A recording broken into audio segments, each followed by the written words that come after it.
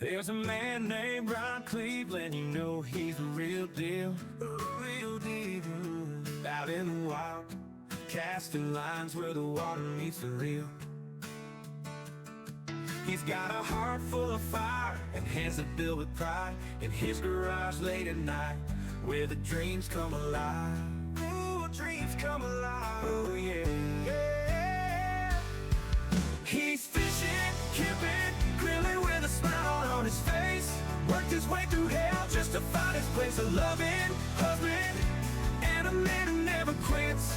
Welcome to Ron's Stream, where the good times always fit. Oh, sit back and enjoy the show. Ron's the kind of guy who'll light up a grill with a sizzle and a laugh, got that backyard thrill. He's out there on the weekends, pitching up the tent, living life his own way, every single cent well spent. He's fishing, camping, grilling with a smile on his face. Worked his way through hell just to find his place. A loving husband and a man who never quits. Welcome to Ron's Stream, where the good times always fit. Oh, sit back and enjoy the show.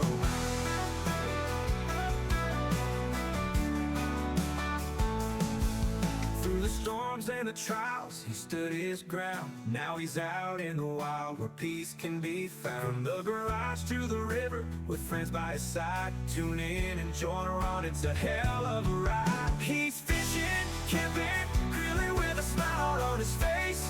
Worked his way through hell just to find his place. A loving husband and a man who never quits. Welcome to Ron's Stream, where the good times always fit. Oh, sit back and enjoy the ride. Chair, pour a drink and let's sit a while. Ron Cleveland's lift, bringing country style, with friends in the mix and the grill in between. This is Ron Cleveland's world, where life is serene.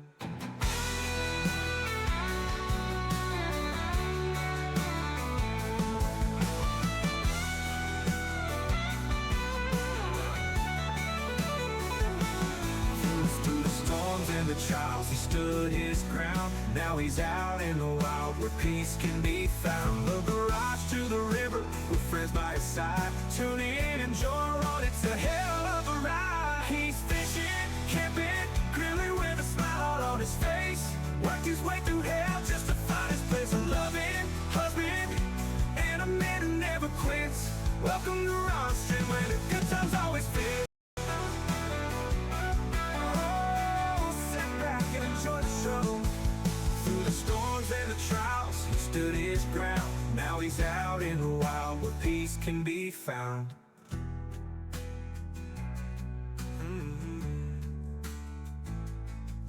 Through the storms and the trials.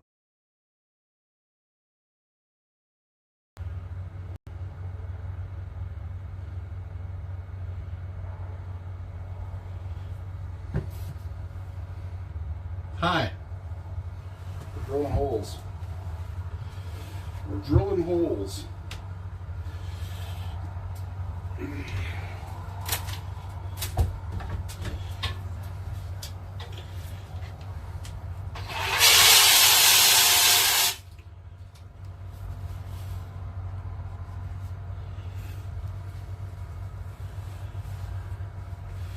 Yeah, my fish house sunk in about 3 inches. So when I leave, I'm gonna have to take the drill, jack it up a little bit. If the jack's sinking a little bit, I'm alright with that.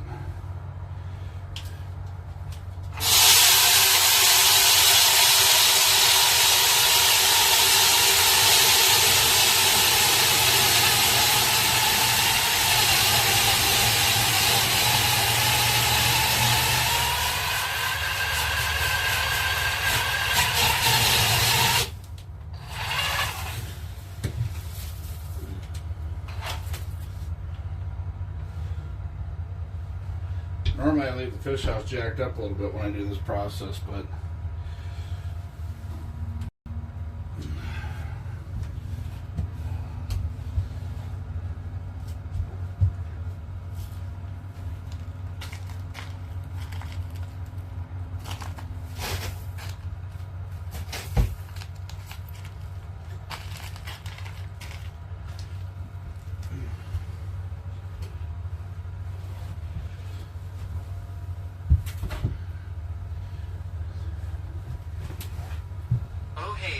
Another day, another dollar. I sure spend a lot of them. I don't make many of them.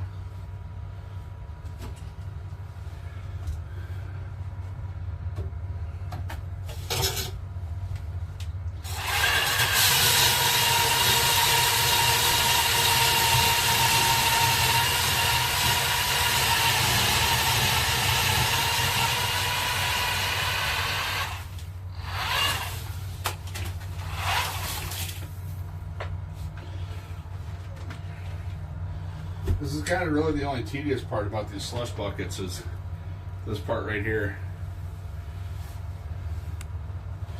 Because you can't just drill the hole all the way out.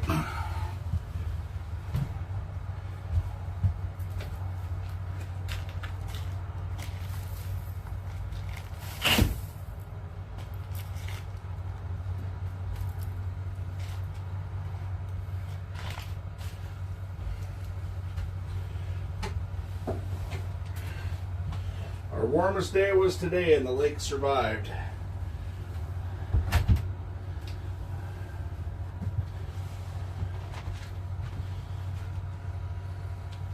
Billy asks, did you move right on Sean's doorstep? No. On Matt's?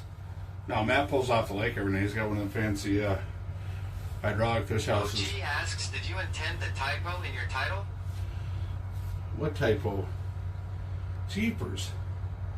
Didn't know you had to be a grammar major here on old,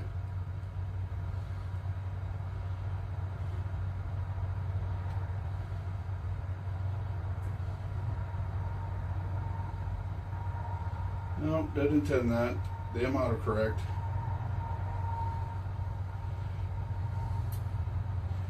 Jeepers. I got it. Thank you. Jeepers. Should be right close to the bottom now.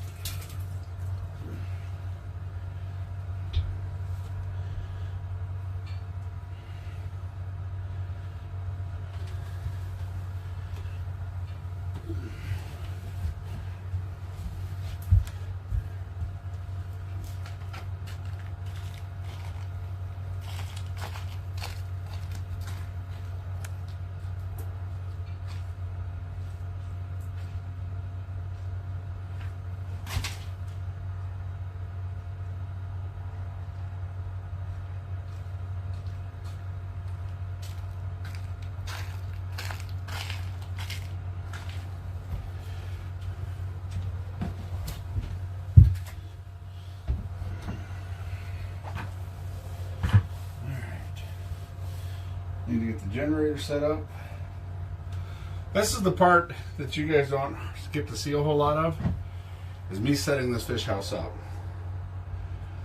It takes a little bit of work. It ain't like the old redneck ice caster, just drop the sleeves and pop the holes and away you go. That's what you gotta do a little better with.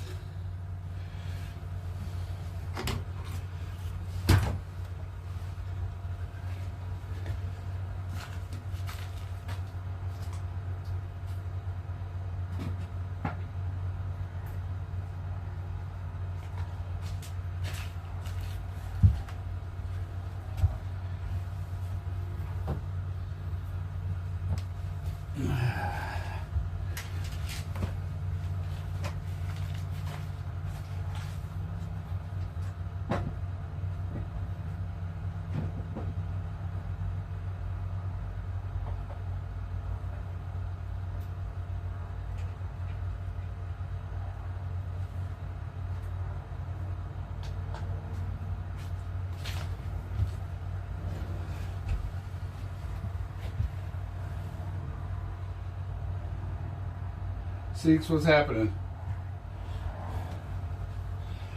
I have some cat claws, hard water equipment coming, including a new prototype. Hopefully it'll be here tomorrow, if not Saturday morning. OG says sorry, but after getting a 24-hour ban from another streamer on Mod for correcting the title without asking, I figure I am going to start asking. You ain't never gonna ask me for that stuff. You know I can't spell. They don't let me write this out in color crayon. How many times y'all change the title and I don't ever know? Brother, I trust you. I'm not worried about you. Billy says WTF. Oh, gee, you and me, we like peas and carrots, man. You're always looking out for me. I'm not worried about it, brother. Dude, you. Zeke says at Hog Burnout WTF, what a shit streamer. True story. I was in South Dakota one time and accidentally flashed my my credit card number on the old stream. OG caught it. Saved me a whole lot of financial problems. Like I said, man, I got a lot of connections with a lot of people on my stream. Me and OG, man, we kicked it around a whole year doing fishing and camping. I ain't worried about you, dude. Don't bring that bullshit over here.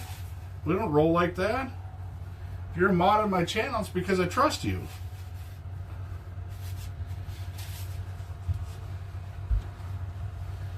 I don't give people the mod badge to earn favor with them. I don't give a shit if they watch me or not.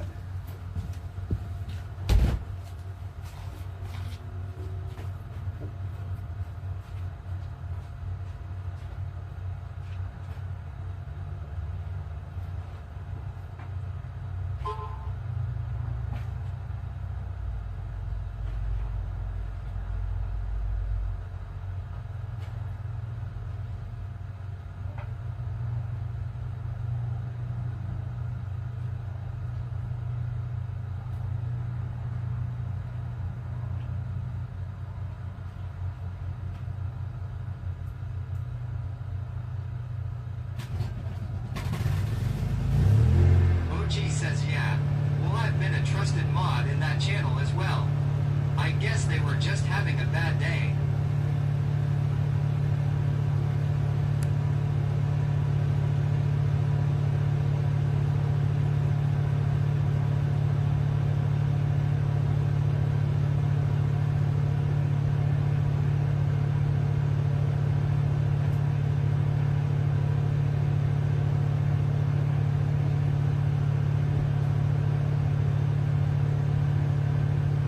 Billy asks Og, am I going to see that man ice fishing or camping?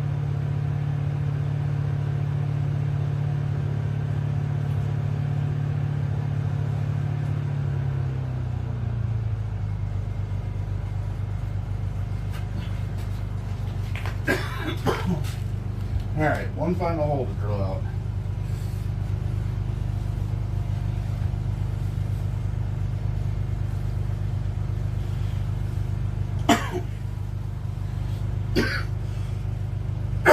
Still getting over the cough from influenza A.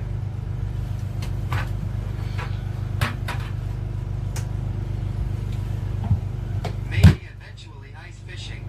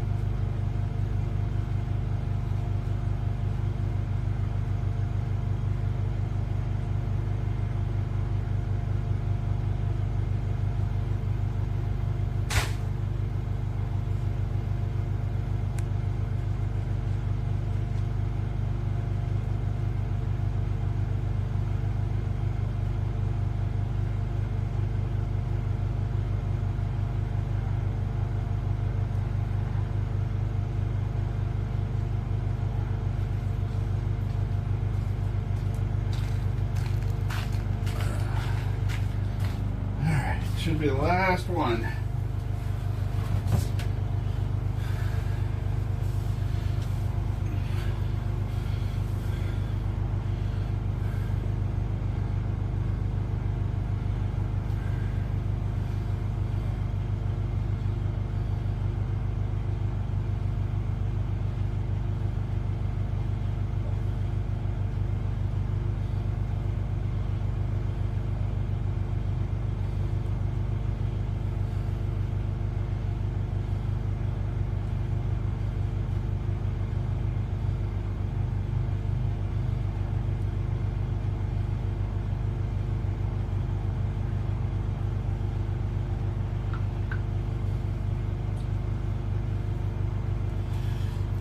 Alright. I'm just punching this out. Oh, you know what? Damn it.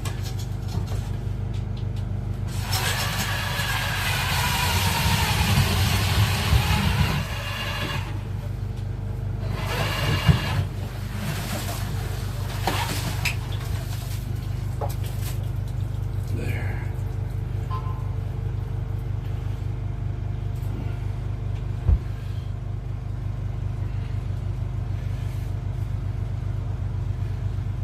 Now, I'm going to slush some holes. Clean up in here a little bit, because everything kind of gets put in disarray when you're moving.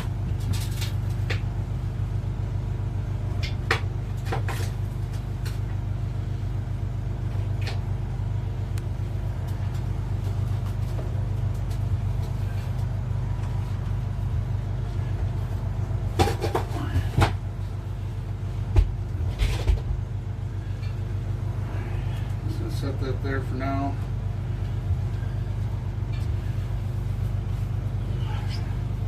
Trying to get to sufficient, but we'll And see. then we going to slay some eyes. Hopefully. That's the plan anyways. Barrican says howdy everyone. What's up, brother?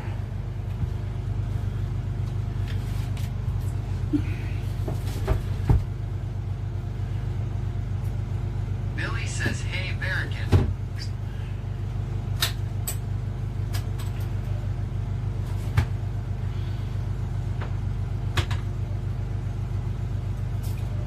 Boy, these minnows I bought from this last place, man, they're horrible. They're bad.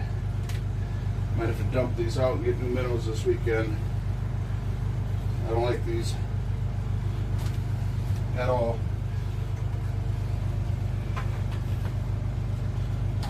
Cat Claus says what's happening everyone. What's up, brother?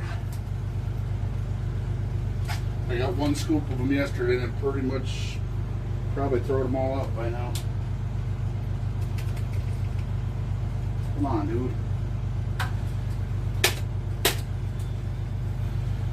Double freight.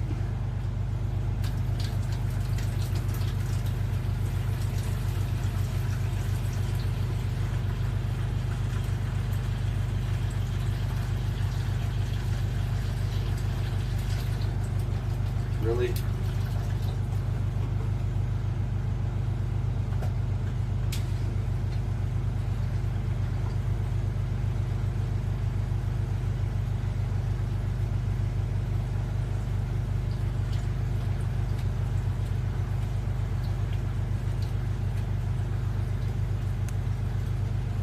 Big Helen says hello Ron and everyone.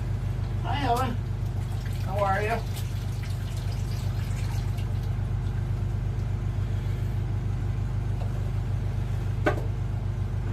Cat Claus says at Hog Burnout.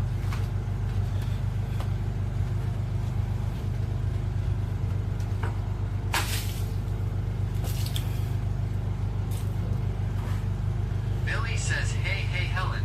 Big Helen says doing good and you. Oh, I'm doing good. We just moved to a different spot.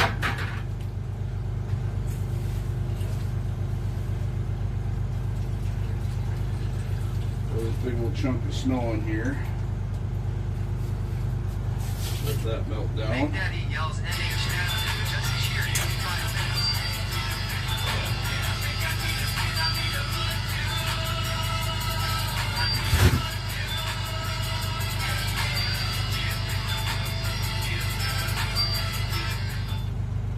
John, that's the best idea you've had all day.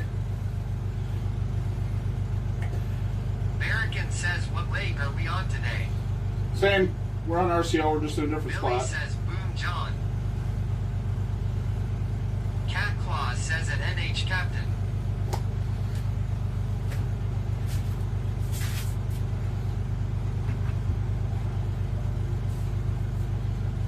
Throw one more in there. John says, love you too, my brother. We're just gonna let her ride out.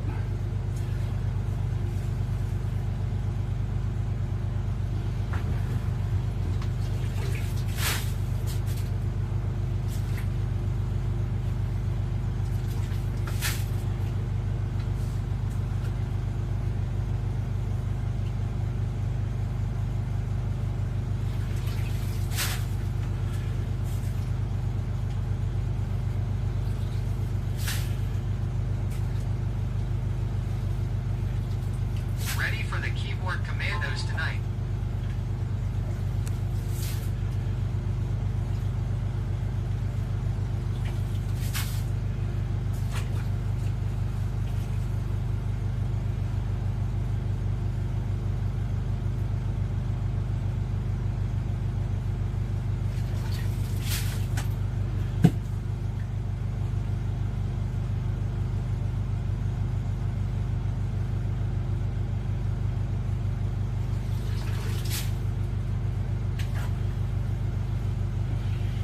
Hayes says, where's Matt so I can bully him?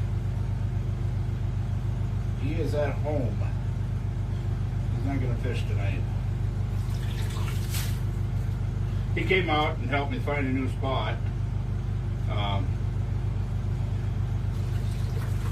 Cat Claus yells, hopefully this year the fam and I are gonna make it out to RCO country and have a little party on the banks. I need to go scout some new spots because my normal spots are pretty well beat up. I mean, unless you want to fish over a 50-foot wall.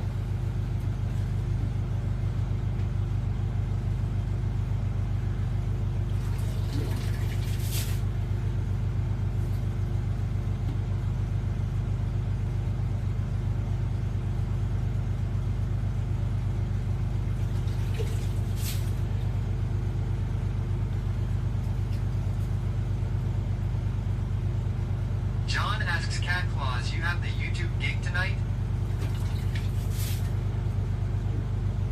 No, that was discontinued until further notice. Due to technical difficulties and scheduling conflicts. Cat Claus says, brother, I fish anywhere there's water. Well, there's gotta be Big Cat's Law. Oh, there's big cats in this spot. It's just, John says, darn.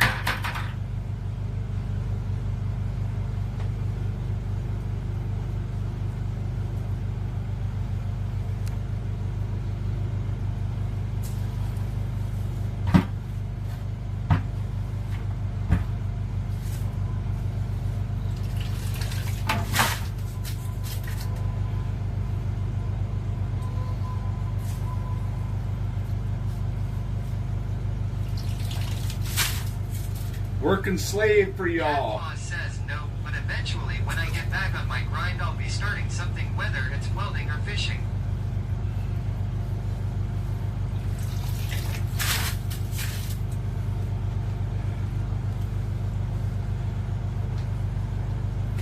So here's the thing, right? Y'all got me over here working.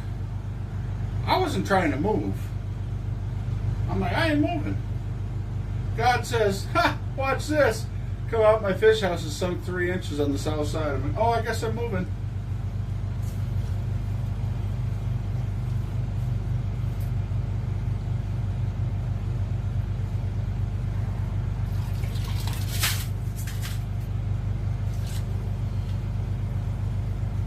Baked Helen says, starting tomorrow, where I live we are going to get snow for the next 4 days.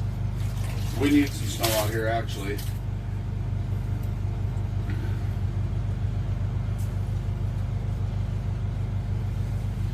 We got the ice, now we just need a little snow. Cat Claus says 55 degrees here today. Fish House Nate says, good evening. I was going come out tonight, but don't have the energy to clean out brakes today and did truck tires. Yeah.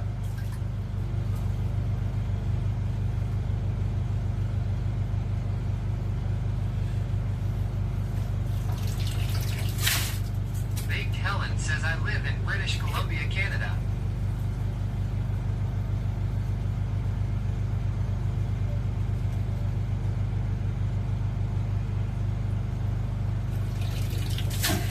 Fish House Nate says, it'll be out in the morning. Billy asks, what does your typical weekend streaming look like? I usually don't, but sometimes I can be encouraged. Billy, I haven't scheduled weekend streams because things pop up on the weekends, and honestly, working the way I do, it's like I gotta have some me time in there somewheres.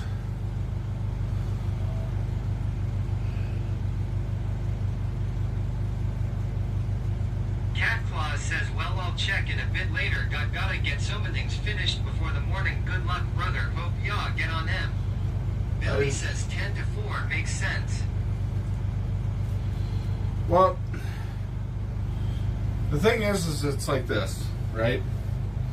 I don't mind streaming on the weekends. The thing, I just haven't been able to get on a fish bite this weekend, or this year.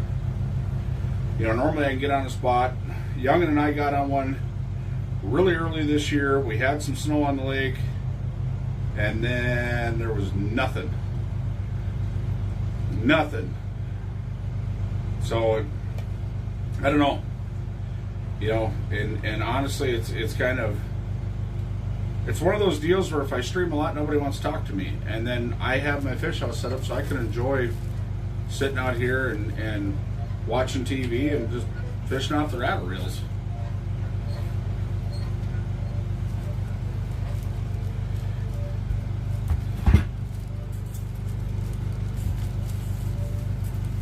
Fish House Nate says it going to be breezy Saturday. Yeah, I've already took the... It's supposed to snow Saturday, too.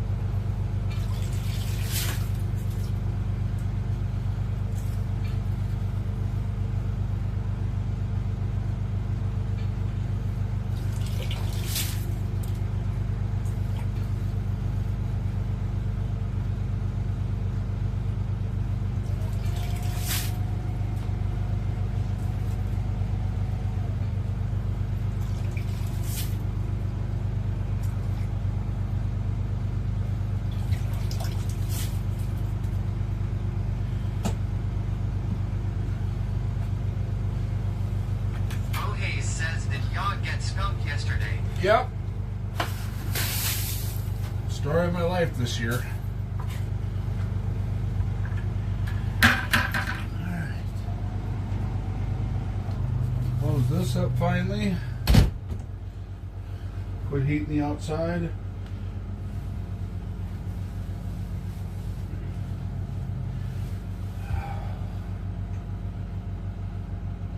It'll take a little while for the floor to dry, but we're gonna get this set up here.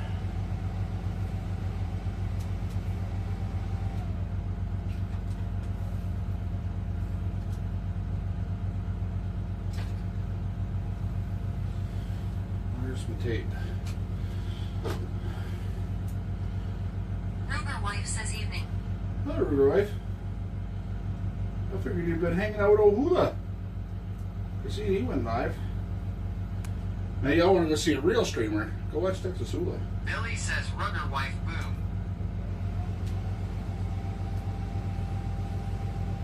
That dude is a streamer. Damn good at it.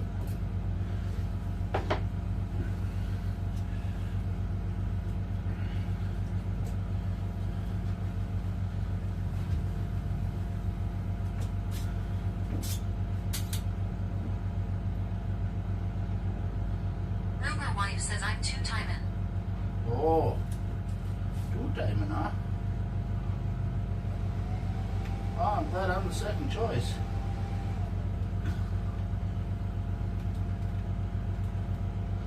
Glad I'm in that mix.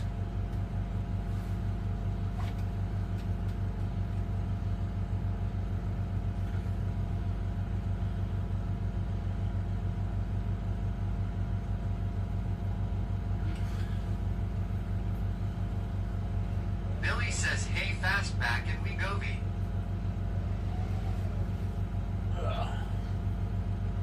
American says at Ruger wife, I think they made a song about that.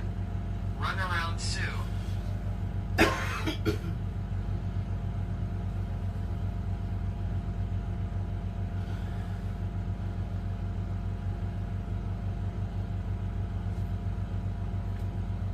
Billy says lol. Ruger wife says lol. Yes, they did at American.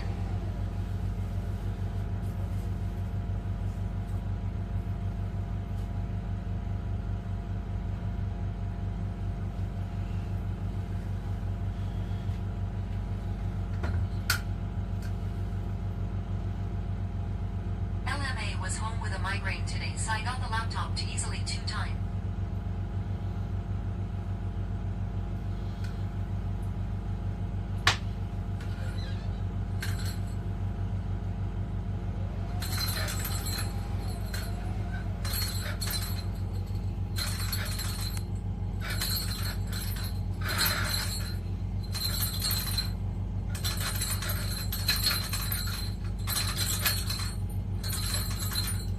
Loki Fishing says howdy Ron and chat.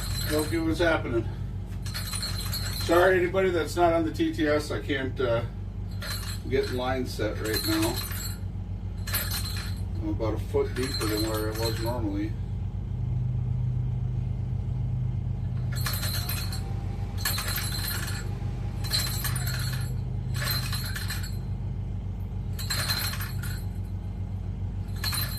Fish House Nate says, did you move next door to Jesse? Yeah.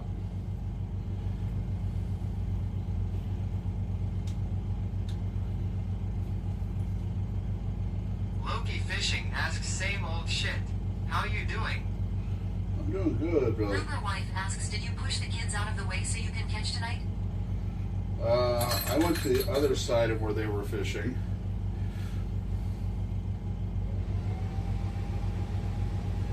So we've got that one set. Turn this off. Turn this one off. Turn the rattle reels on.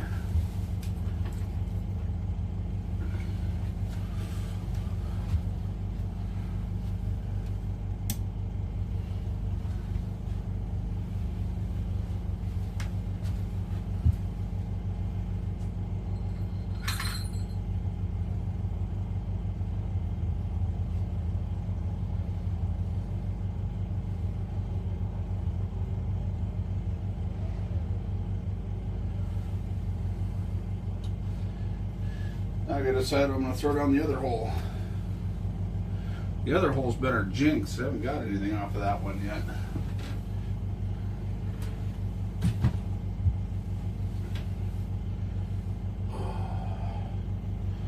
Jealous of Half-Ass Garage right now. They're up on Leech Lake for the weekend.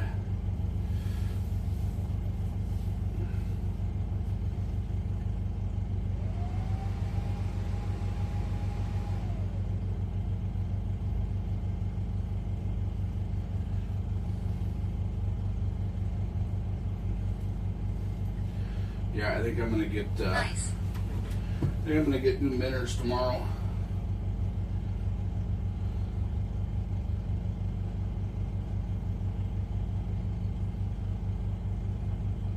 What I'd like to get is another one of those lithium jobbers there. Get another one of those lithium ones, and then One of Son's friends just got back from LOTW. He said night bite was non-existent. it never has been. I mean, people say, "Oh, I catch fish up there all the time at night." Well, I take the words of Walleye, who has a cabin on that lake, has been fishing it religiously for the last 10 years, and he never stays out there at night, ever. There's a reason the resorts up there come and pick you up after it gets dark. They come pick you up and bring you back so you can have, they make you a nice dinner and all that stuff. They caught at night last year. It's not that you can't, it's just not normal. You're going to have better fishing during the daytime up there than you will at night.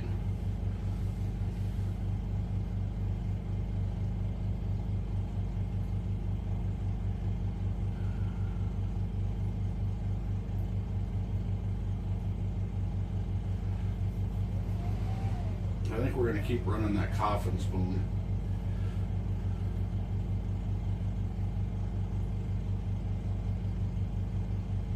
I already got one lurking on the bottom over there. I can see him.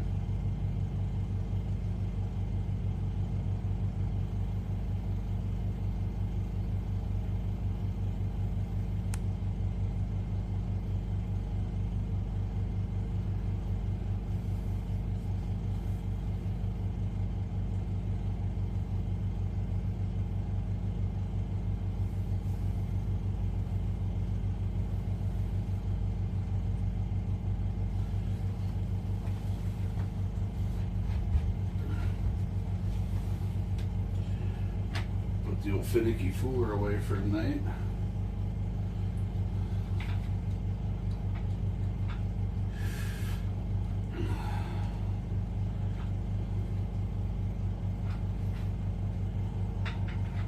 Billy says, what's for supper?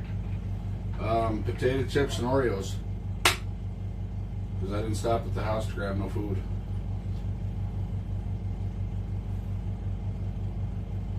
I remember how Loki Fishing says here, the sunrise bite is only awesome because they don't eat at night.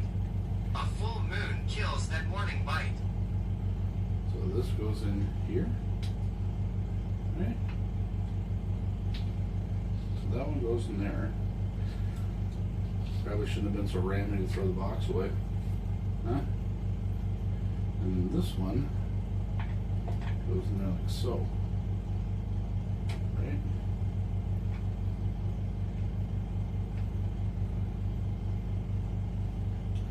Man, this thing is cool. Backs up just like that.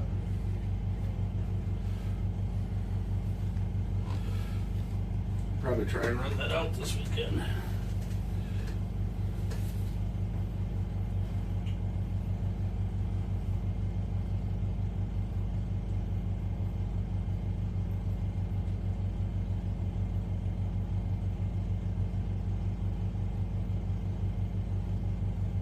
This man has been.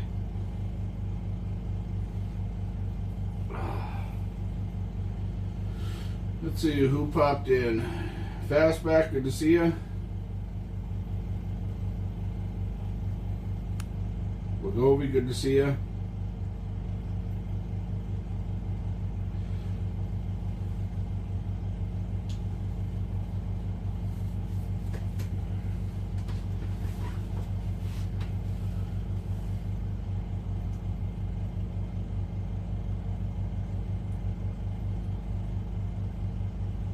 The wind's picking up, I can hear it.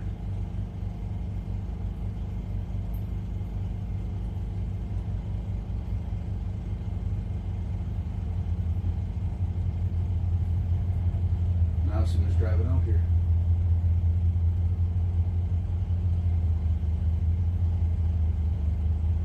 OG says I caught fish last year on LOTW at night. They weren't walleye, but they were fish. Yeah, you might get eel pot out there.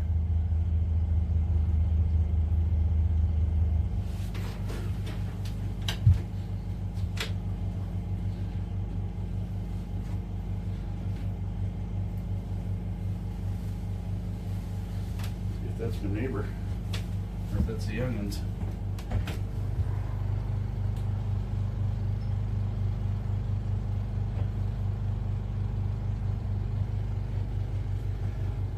Alright, we're gonna drop the old swim.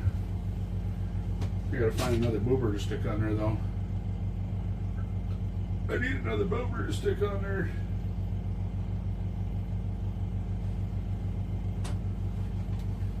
Bobber box. There we go. Coffin jig's a little heavy.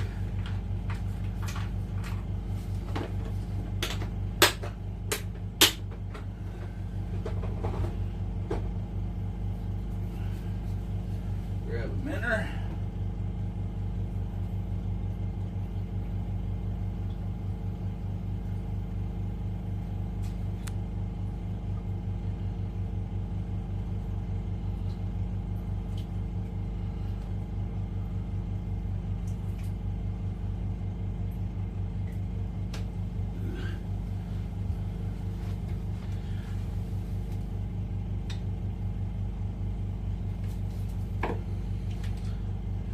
Take the old bird.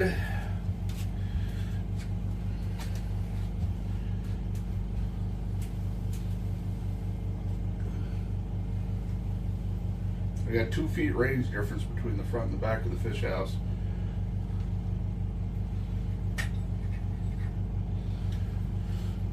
So I'm 31.5 there. I'm 29.5 back here.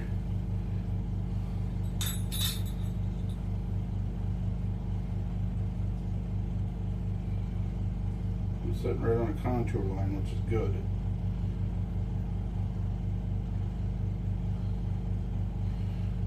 So we're going to drop the old coffin jig down. Give her a good blowing. See if maybe it'll attract something on the way down.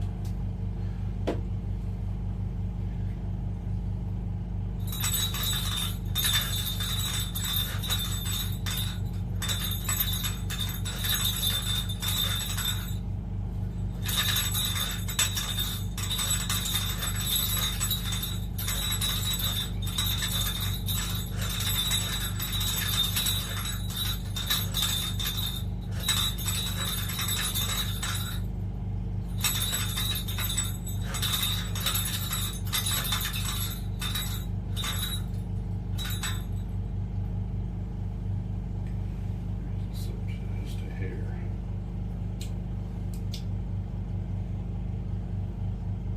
John asks, is that him or legit? That's me. Tis I.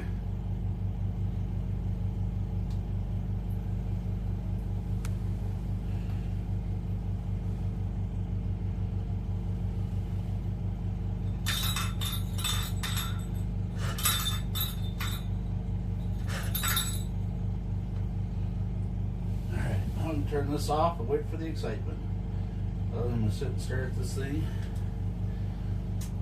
and get frustrated because I'm not catching fish.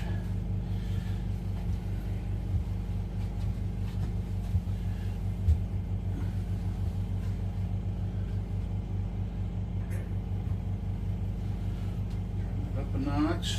This is charged.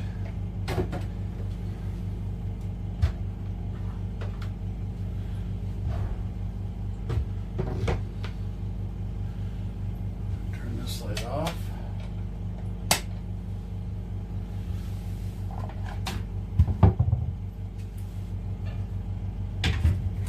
There. I don't have real high hopes for the first night because all the noise I just made. So we'll see. Alright. I think I've earned me a potato chip and a couple Oreos. What do y'all think?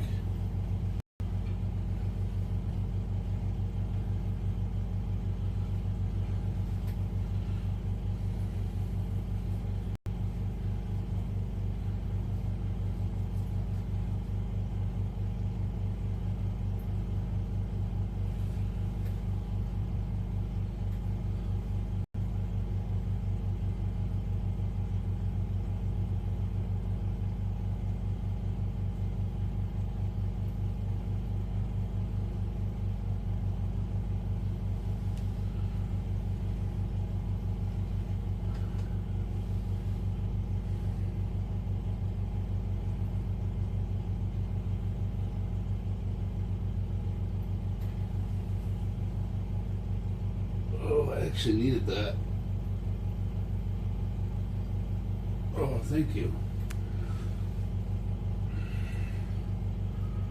Can't wait for tomorrow night when I can just come out here, drop the rattle reels, lay down, watch TV, and fish.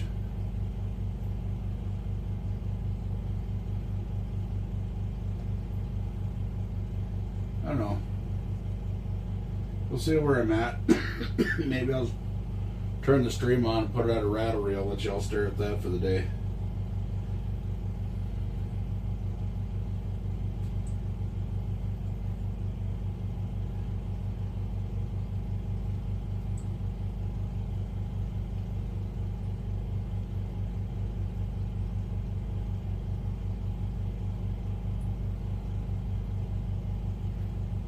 Hey, like them apples.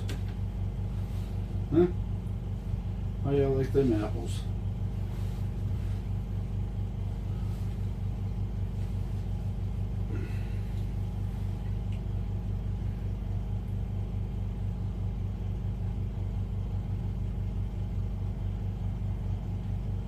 It is. It's really nice when you just lay in here and just relax.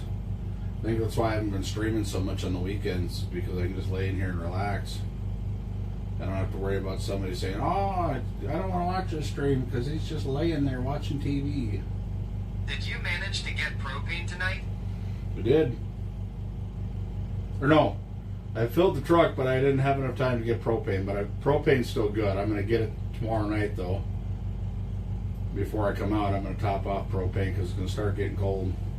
Billy says, "Y'all see what you feel like. Maybe I can dig $20 of change out of the couch for propane."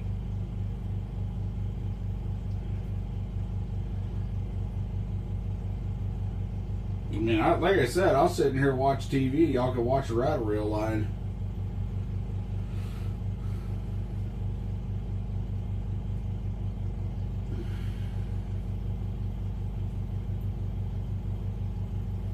My hope is to have this thing travel ready next year so we can travel around with it.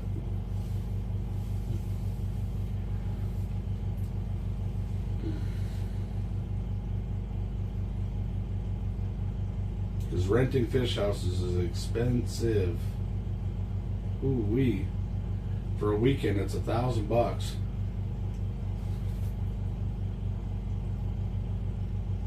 John says, "Billy, I was hoping for underwater lights so we can have the underwater show."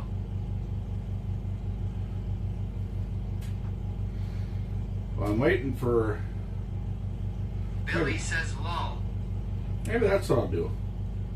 Turn that damn underwater camera on and let y'all stare at that. I'll just mute the stream and let you stare at it. No sound, just watch. I've done that before.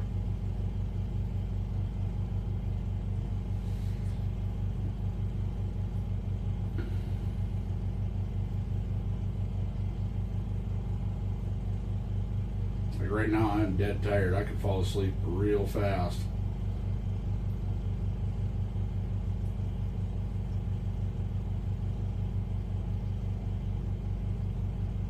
OG says, "I'd rather watch that finicky thingy." Oh, the finicky fooler? To Laserbeam says, "Good evening." What's up, brother?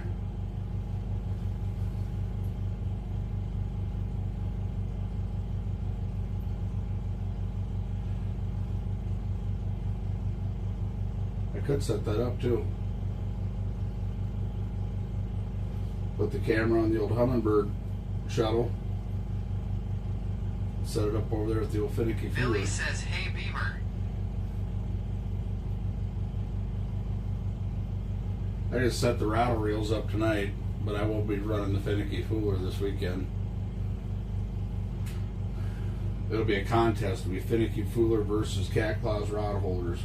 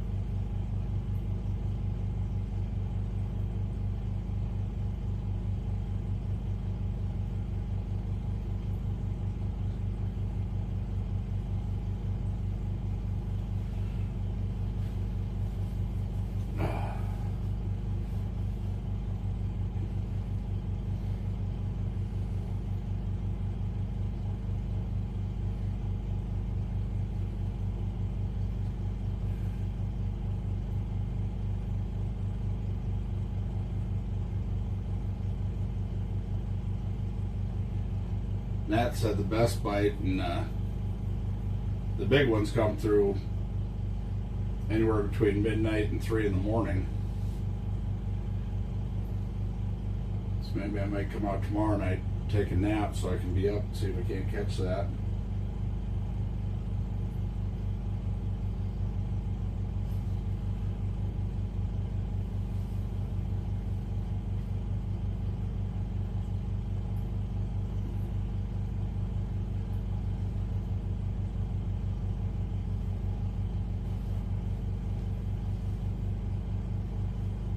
Check the old Starlink stats.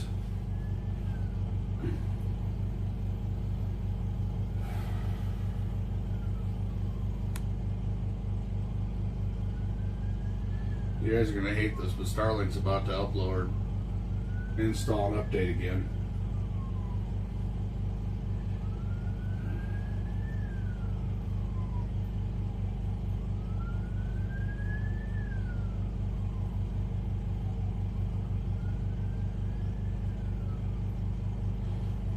It's going to go wonky, just be prepared.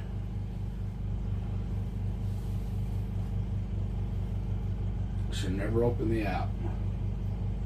But I keep sending in tickets because it keeps blanking out on me.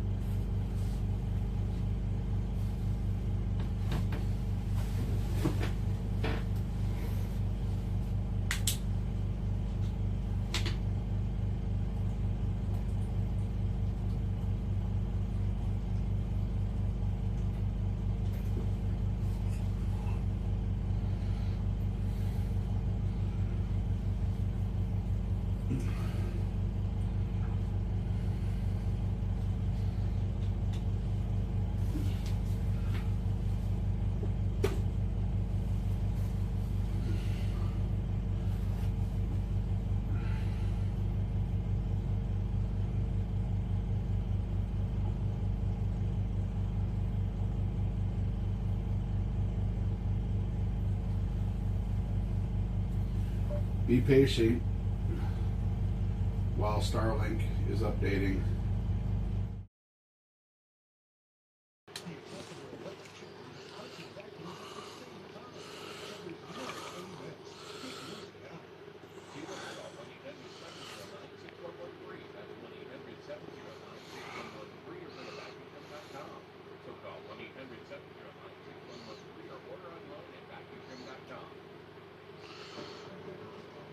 Another one.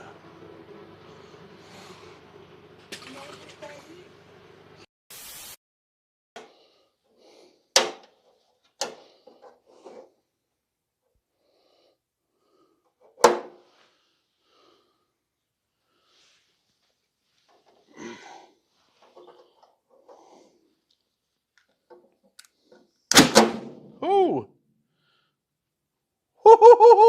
Almost blew up there, boys.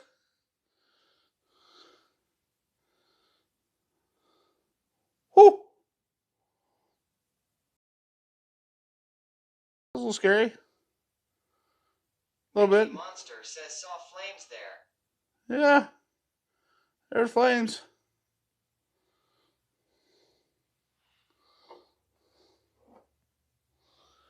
I'm guessing it blew itself out.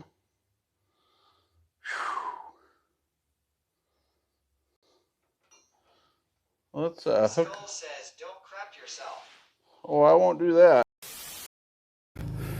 Warhorse Huh? 70 says that's a pretty nice one for this state. You can't see it. Hole yells, well done, sir. Daddy You can't Shark see it. says I don't congrats, care. Brother. 0.0. Paddle 1.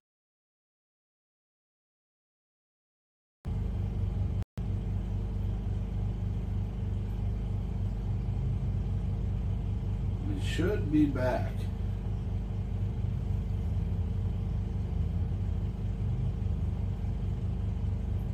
Test.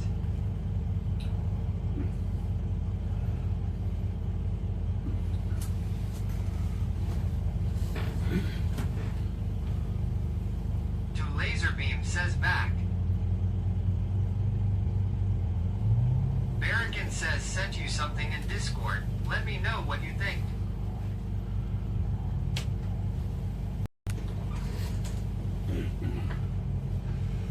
The boys finally made it back.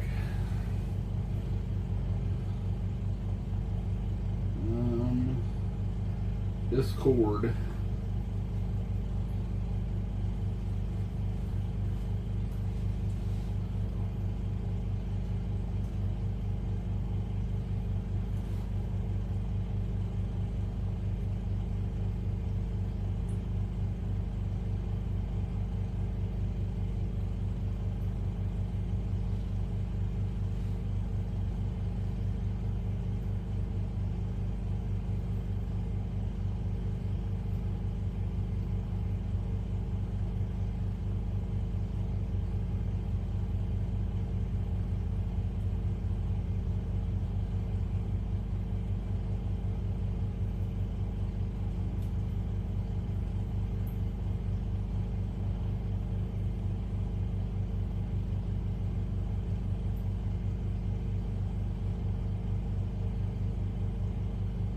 Perfect.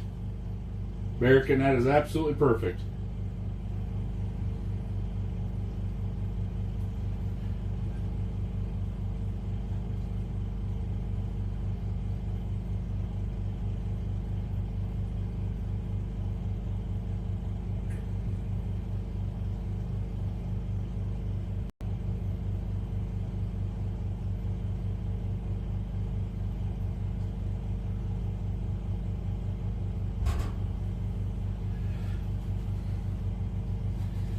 I just sent Matt my stats as far as where I'm at as far as depth, and he's like, you're right on the perfect spot. He's like, what'd you do, stick a camera or something down there? I'm like, yeah. I watch, that's what he'll ask me. So I found these yesterday. I didn't get into them. They're Old Dutch, and they're crispy bacon flavor. And they're a limited time chip. I am going to go get another bag of these for tomorrow, or for the weekend. But they've quickly becoming my favorite chip.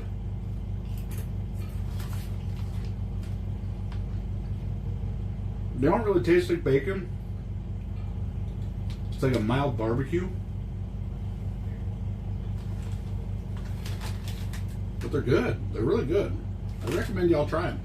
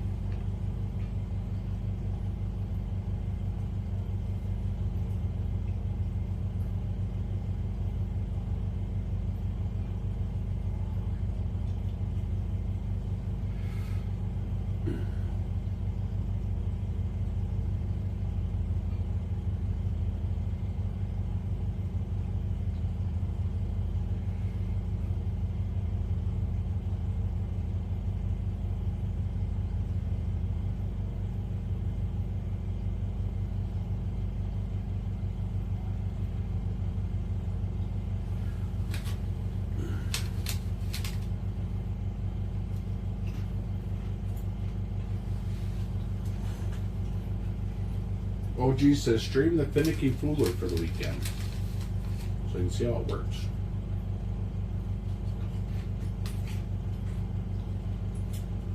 Finicky Fooler during the day.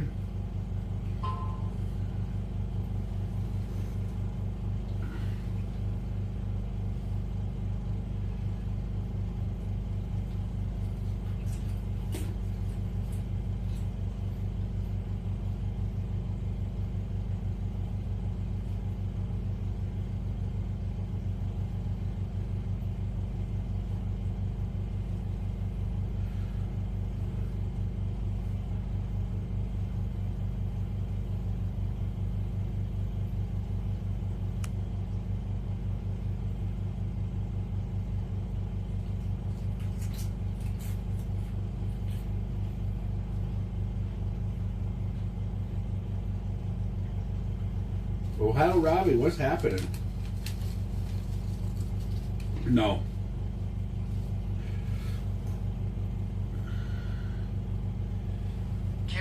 only in the spring and summer.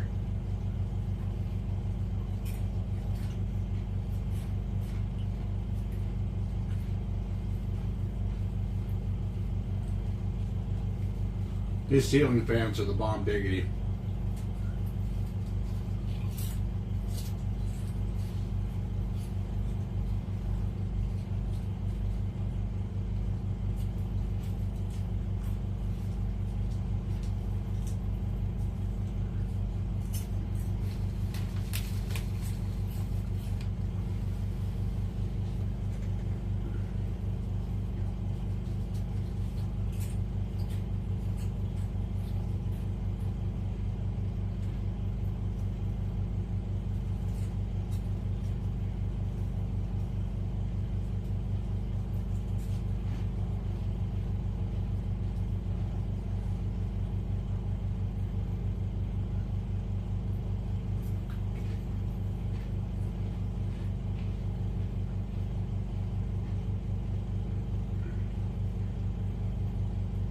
I don't think I could sit down and eat a whole bag of these, but they're pretty good. I mean, I could not, that's a good thing for me.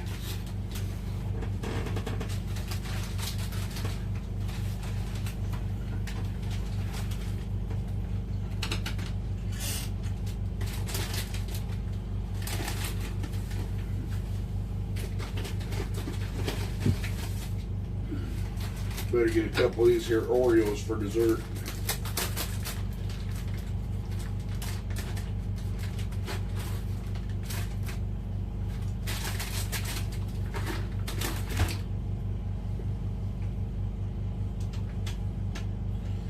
Better restock on water too.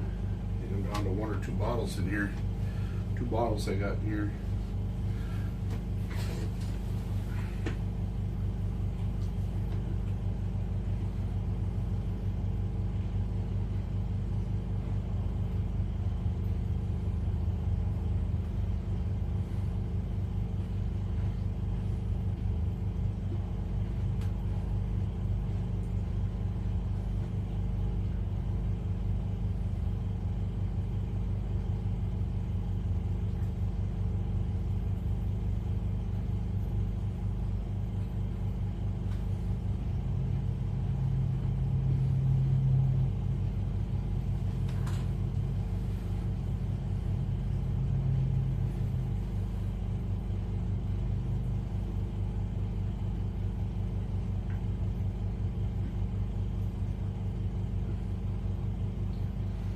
This lake, I have to be really careful when I leave at night because there's natural springs in here.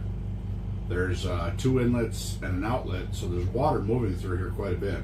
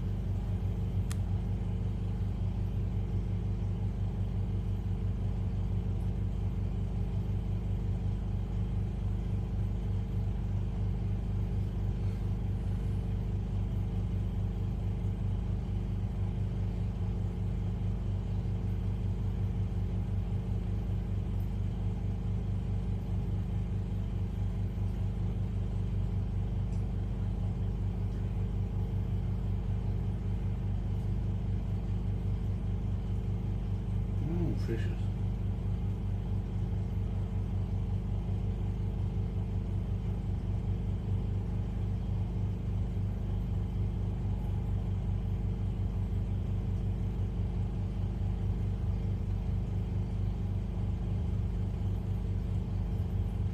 Ohe says, might as well show us some dance moves or something.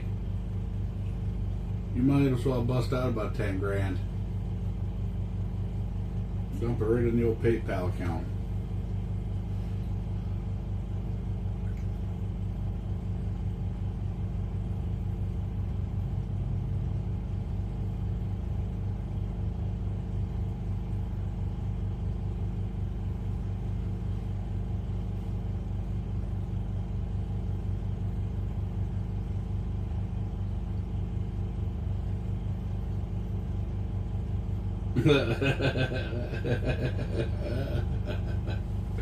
Fucking regular.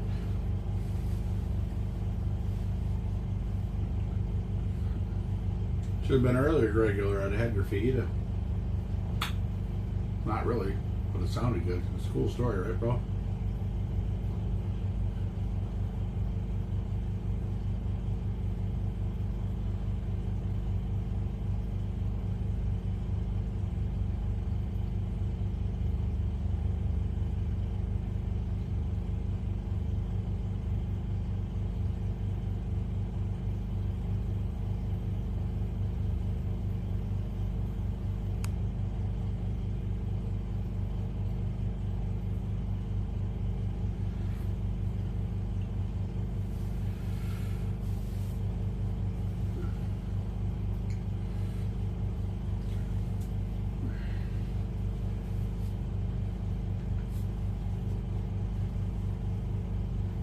Why does nobody want to talk to me?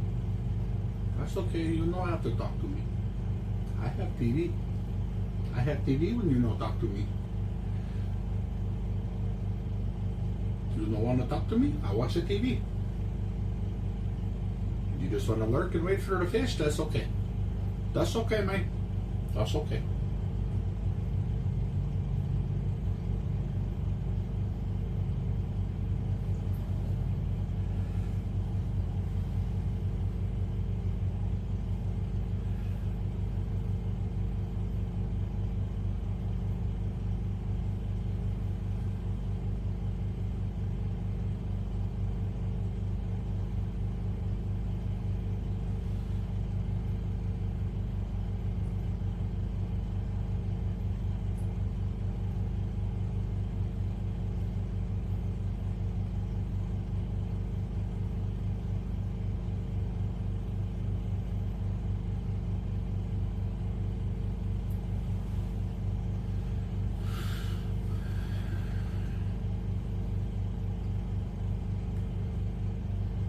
Watching this series called Resident Alien. Well, there's a few of them I've been watching. Godless, Resident Alien, and something else. Now, you know what I can do? Well, what did I do that for? Come back on. Come back on. I screwed up. Thank you. Thank you. Thank you. Thank you very much. What are you doing? What are you doing? Make up our minds. Okay, you're just doing your thing.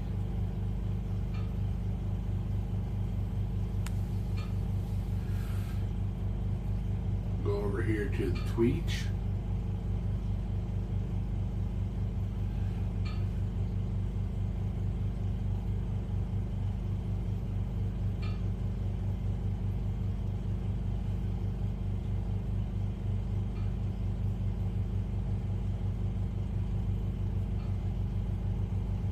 No, this is a different fish house altogether. Exclamation point FH will go.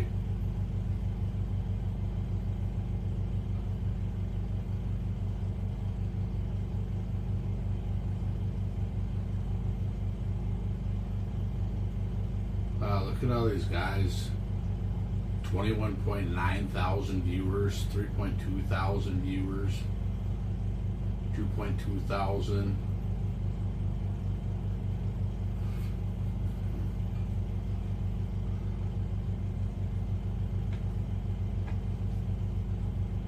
Literally, somebody is throwing. Wow. I'm out here in the middle of a frozen lake.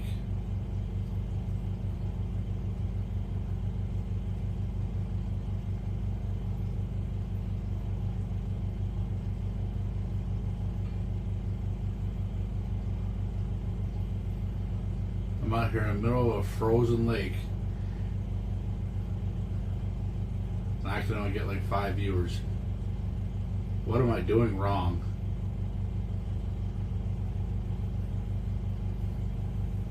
What in the world am I doing wrong? That's what I'm trying to figure out.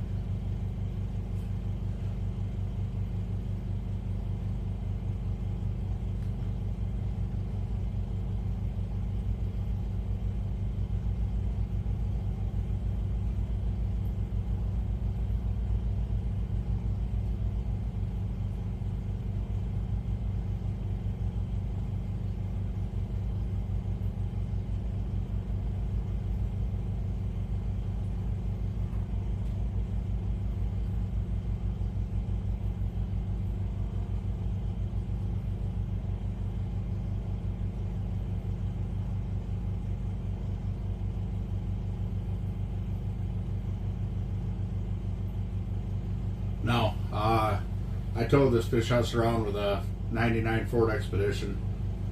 It's a 6,100 pound SUV. I'm on about 24 inches of ice right now.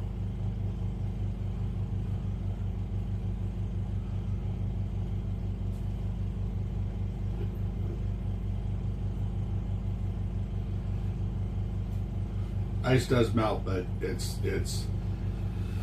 like it's warm this week, but it's not really enough to do any damage to the ice.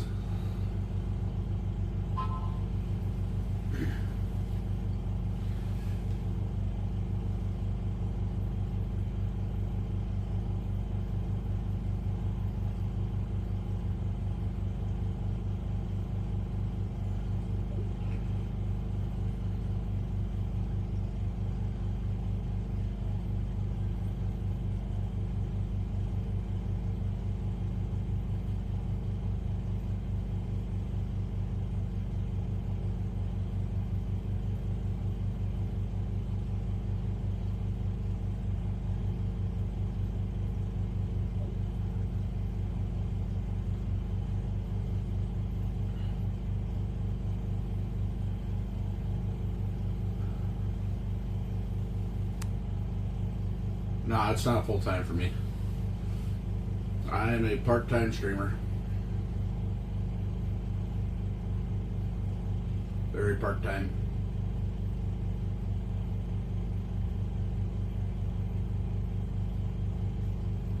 Look at that mess I got going on down here.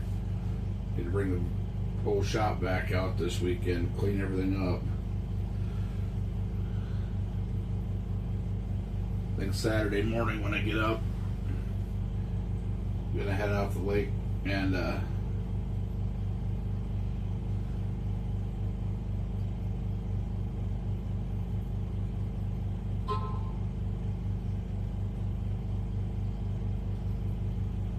get up, go clean some stuff out of the Expedition, and then yeah.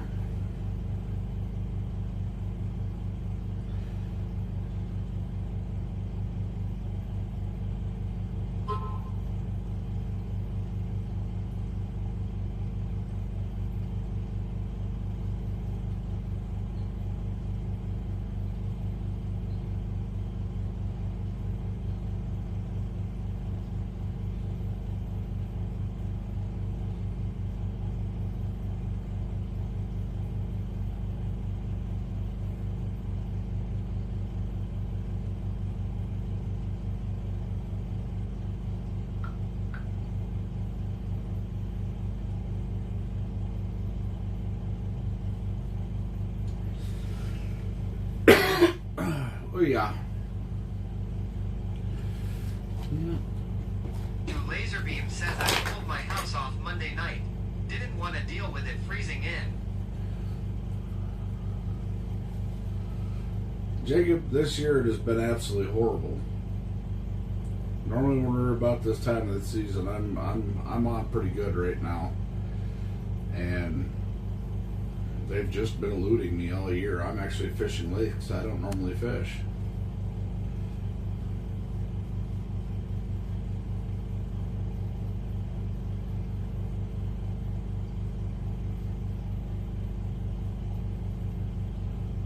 You just don't do the old 2x4 into the corners trick? That's the nice thing about having jacks on this thing. I just raise it up on the jacks a couple inches and I'm good.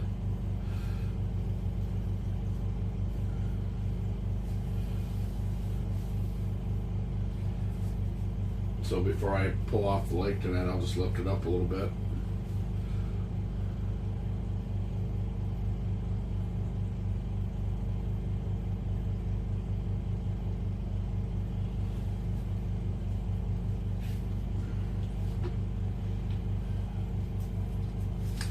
Chip those out too. Oh, that ain't no big deal. A couple of 2x4s.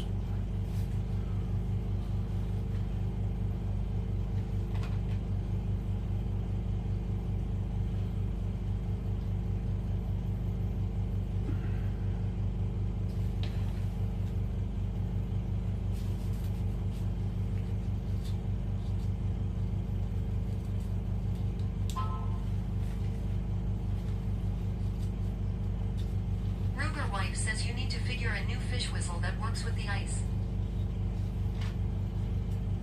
To Laserbeam says I have a milk crate with chunks of 4x4s but didn't use them.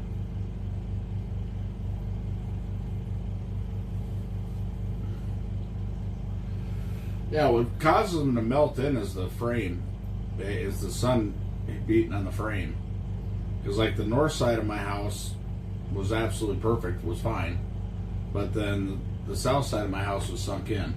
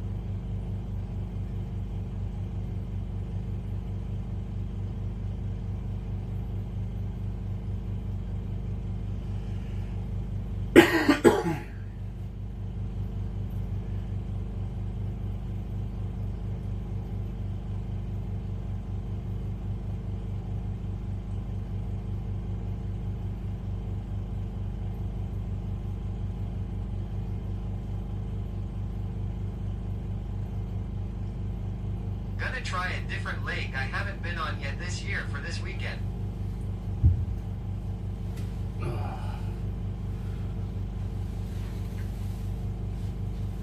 I don't know. We'll see. I'm actually was looking for a particular passage. I'm going to be going to Romans. My problem isn't 10, finding 17. fish, it's finding size. Yeah.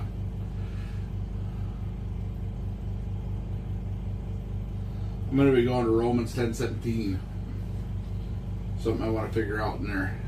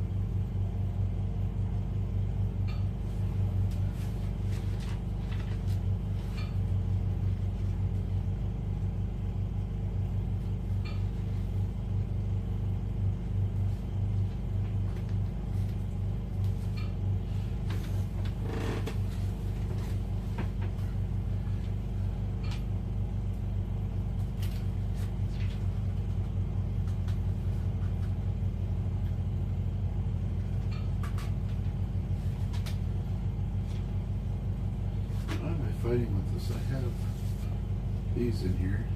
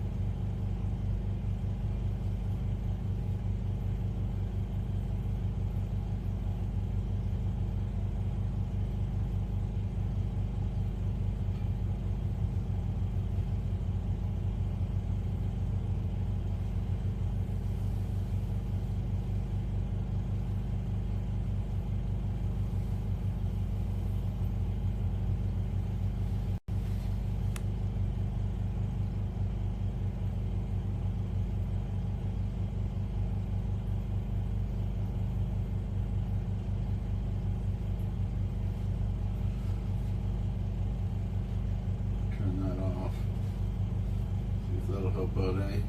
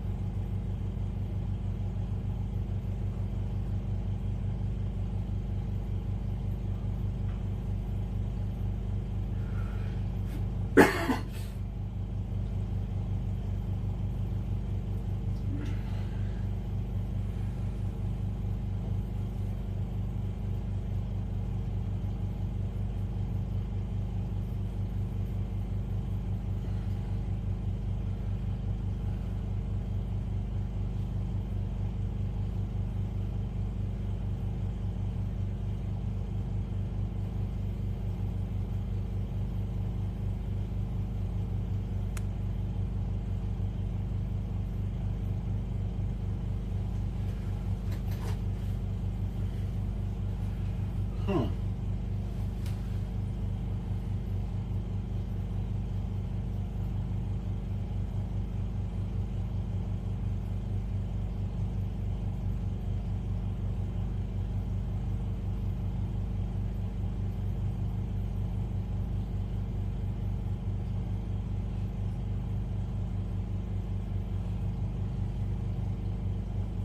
Big Daddy yells Devil's Ghost. Just cheered 123 bits. Devils, thank you. Jay Burner, thank you.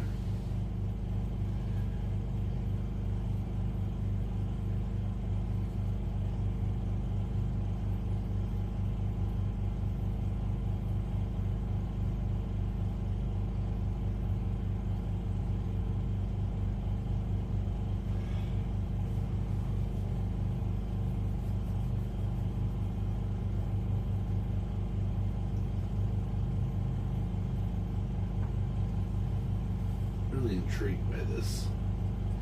I don't want to speak on it too much because I'm trying to gain some insight, but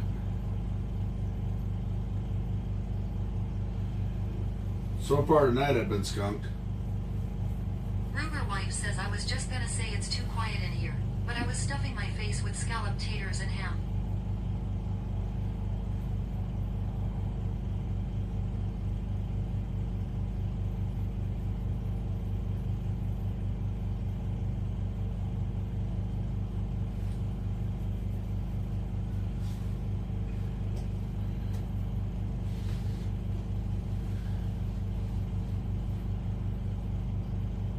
It'd be nice to pull a big one up through the hole, but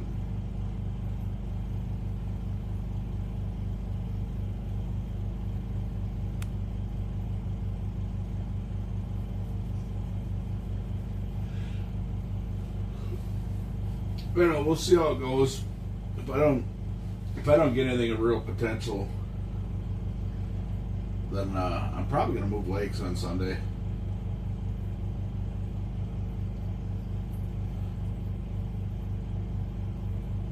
Go do some scouting around. OG asks, so, how close are you to the kids now?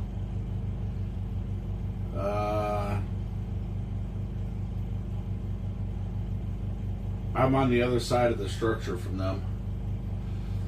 They're on one side, but I'm on the other side.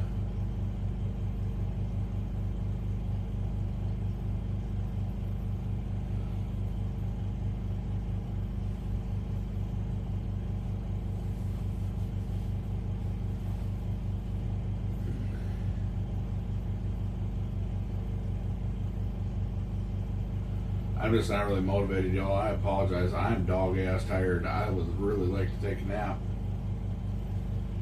But I got a schedule to keep.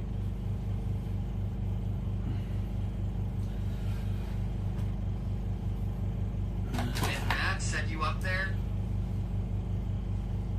Yep.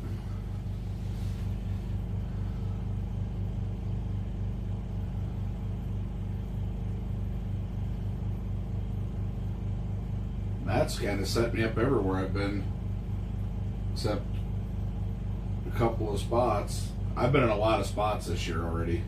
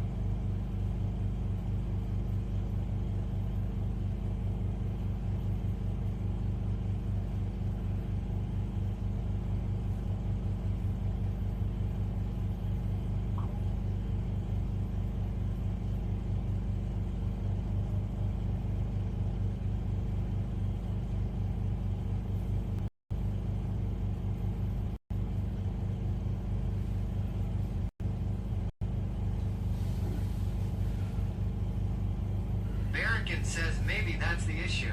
All of Matt's spots haven't gotten this fish. Matt, are you trying to sabotage us? Lol.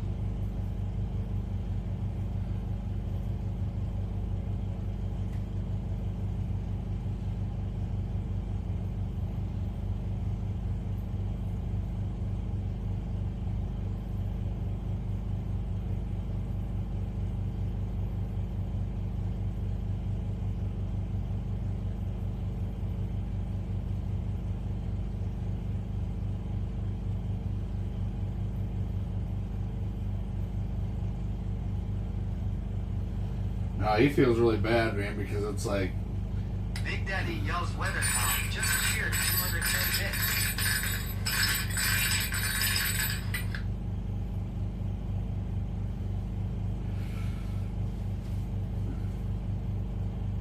he's actually more frustrated than probably anybody I know, because it's we fish these spots and it's like, you know, I'm going to a lot of his fishing spots I usually don't have time to go to, and we're still not getting anything. We're going to my fishing spots and we're not getting anything, and it's like, I've had one successful night. You know, it took us a whole weekend to catch a limited crappie and walleye, but on the first lake we were on, but we had snow on the lake. We had 4 to 6 inches of snow. Wow, why is that so cheap now? I have no idea.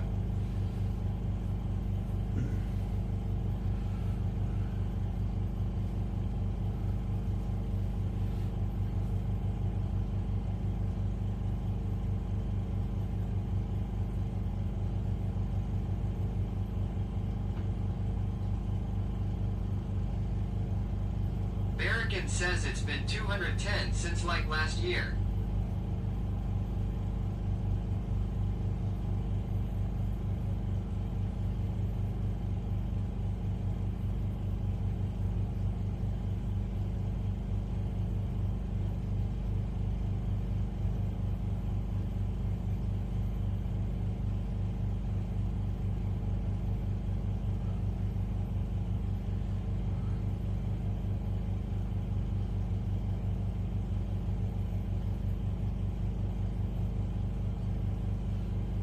Just a hard time. Jammer, I'm just a hard time. I'm just fishing for a hard time. Truthfully. And believe you me, everybody in chat gives me plenty of it.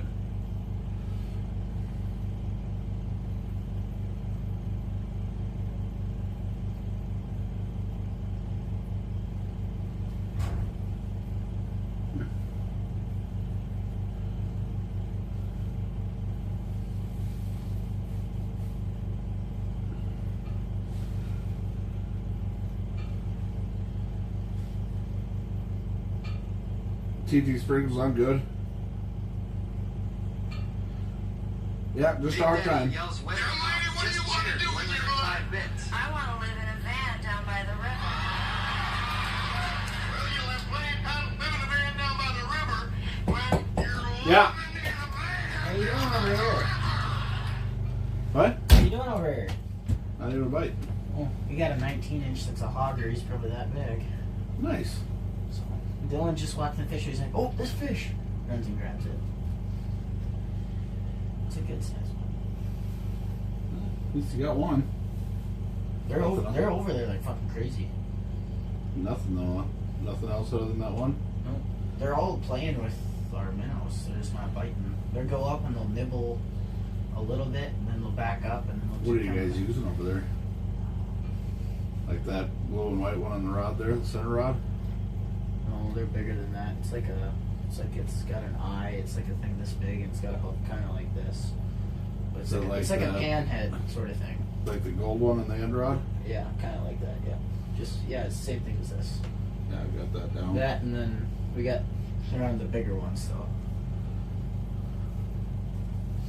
That's what I've had. All the ones I've caught out I here. say have been my on buddy's that. running the same one as this, and he's got a fat head on there, and they're going after it. That's what I've caught all of them on out I say here. they're going like crazy for that. I haven't hit. He had a But green one down, and nothing bit. He put the gold one down there after it right away. seeing like your dad, he was using them ones like that one in the center pole when he got those 27s. Those cute little guys. Yeah, that's what he was using. That's a nice one. That's good. It's a chunkier one. Keep it or throw back? No, we kept it. Bring it home and clean it up. Mm-hmm. My dad will be out here tomorrow, so. Oh, we'll have a few people out here. I think Nate's coming out too. So your house come out pretty easy over there? But them jacks, they're 5,000 pound jacks I mounted on here. All three of them are? Oh, I didn't mount the front one. That's still the same with your dad had on here. So, but yeah, there's 5,000 pound jacks, and that's no. yeah, They- this they house pick definitely up is your dad's way house. 5,000, So. They'll pick up your dad's house. He's got a chunky house, that's for sure. It's cozy in here though. It's nice in here. I got my heater going now. When they were putting my house down, they went down pretty quick. And my line for my propane went under my house. Ouch. So it pinched it, and I was like, why is this not going? I go up and look, yeah, it's under my tongue, my trailer. So I was like, oh great, so I just jacked it up quick and took it out. No biggie. Got her figured out now. No, I just figured to come over and see how you're doing.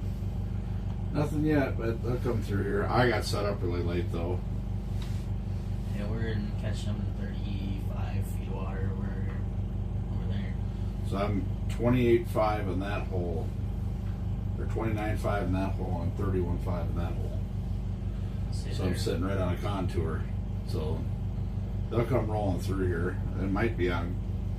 I ain't even looked at that, see if crappies are coming through yet or not. My buddy's got a Garmin down there, and they're down there like fucking crazy. They're all over the charts.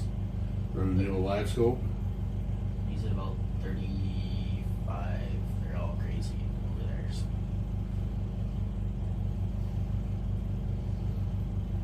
Well, I mean, if worse come to worse, if I don't get nothing by the end of tomorrow night, then Saturday I'll just bump out a little deeper.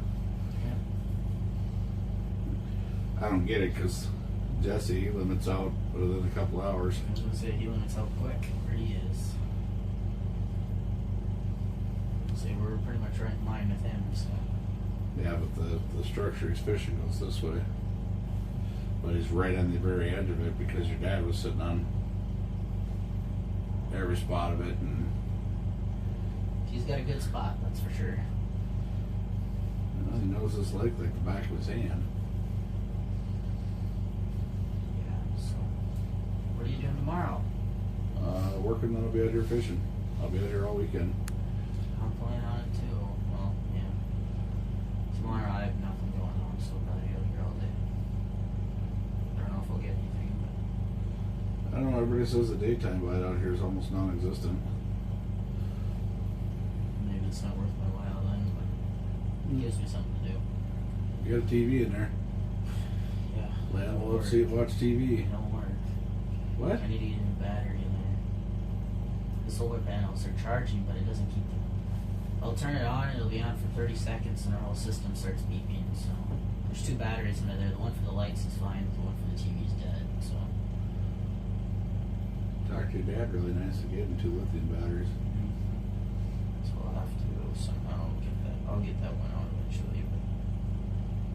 Get it on a battery charger or something. Otherwise, if you go in my garage, right by the big garage door, you'll have to kind of walk around. It's a mess in there. There's 2 or 3 of the deep cycle batteries in there you can try out and see if any of them are any good. I took them out of my old fish house, but Yeah, I should have. I forgot my car battery in my Ranger too. My dad's. So that thing fired up good though. 382,000 on that thing. Still running like a champ. So didn't start for 3 months. Cranked it over first time. It just kept turning over. Second time fired right up. So it's a good little truck, yeah. It's very high geared. just so you know what you're gonna, when we were talking diesels earlier, what you're saving in fuel, you're gonna spend in maintenance. I'd rather spend it in maintenance than fuel. No, you wouldn't. I promise you wouldn't. I don't know. I've always wanted a 7.3 because I've always liked them, but I've had lots of them, and they're not cheap.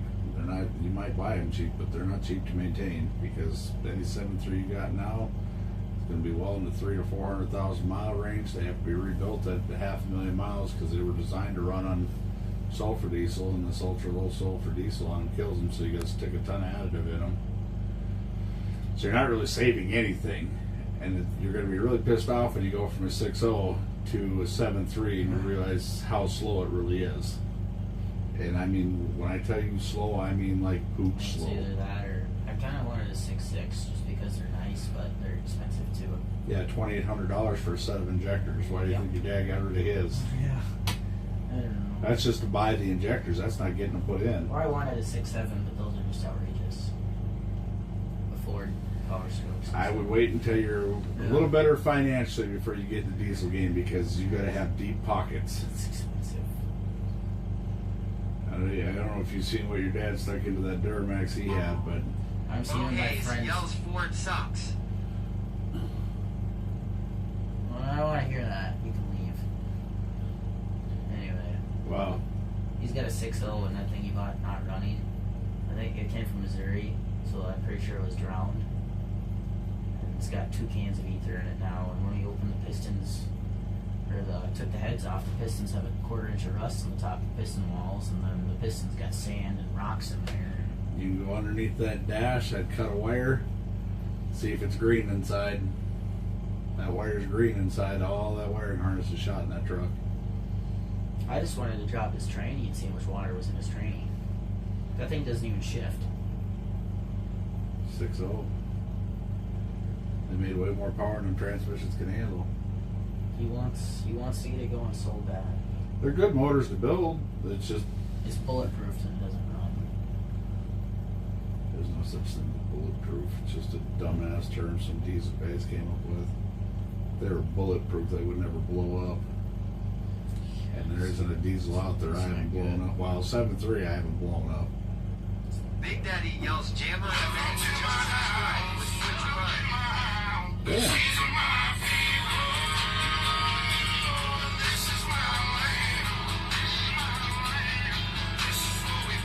Now Cody wants to do this now. He wants to try to scream at Manitoba.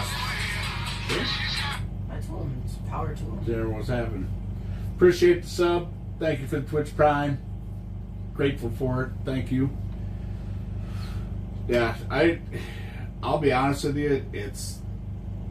I like diesels. That's why I own 7.3s. You've been around long enough to Loki know that I've Fishing had a says lot of I them. wish they didn't ruin the Tundra. But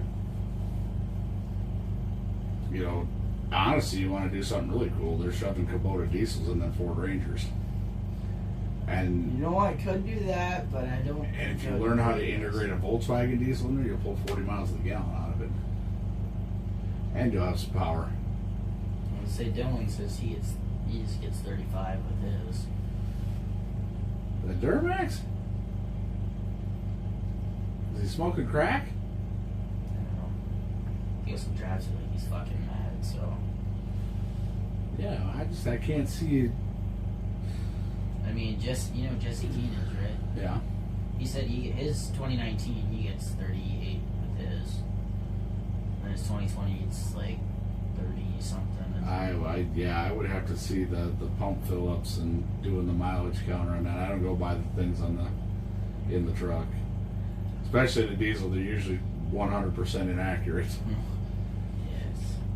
I don't know, they could be. I mean I've had a 7.3 that I could get 28 out of, and then pulling a trailer I would get 18, but I had a lot of money into that 7.3. I had a $15,000 block and head set up in that 7.3 to get that. I have a buddy who has a 7.3. His name's Zach, and I like it, but his tanks ended up rusting out, so he didn't put new tanks in it. He just put one fat fuel tank in the back, like a 200 gallon. He said he likes it, so he loves the 7.3. So. He said he really likes it. He said it's just expensive to repair it. That's the only thing he says. 7.3s are the cheapest ones to repair next to the 12 valve Cummins, but that's My the dad problem. told me not to get a 12 valve. So they're not worth it. They're not worth what people are asking for them by any means. If you can find one cheap, yeah, but they're no. People think they're $10,000 trucks for a 97 12 valve, and it's like all rotted out, and it's like, dude, the nostalgia of the 12 valve is dead and gone. Yeah, I already told myself I'm not getting a 6.4 or a 6.0, so. I would do a 6.0. If you spend the money to get the 6.0 done right, that is probably the most loyal engine you can have. The only problem the 6.0s had is one, it was Ford's when they did the 6.0s, the first high rev diesel they'd ever done. The problem is they put less head studs in it than the 7.3 or head bolts, so that's why they had head gasket issues. And then you do the EGR delete, and that takes care of all the emissions BS issues they had. And the only other issue that they really had, and that was in the first gen ones in 2003, was the oil pumps would go bad, but most everybody took them in and got that problem solved. Or I'd get, this one's a 6.2 gas. That's another option. They're slow, but they're loyal. I was saying, my dad said he has one and he loves it. He just said it sucks on gas. He only gets like 15, 16.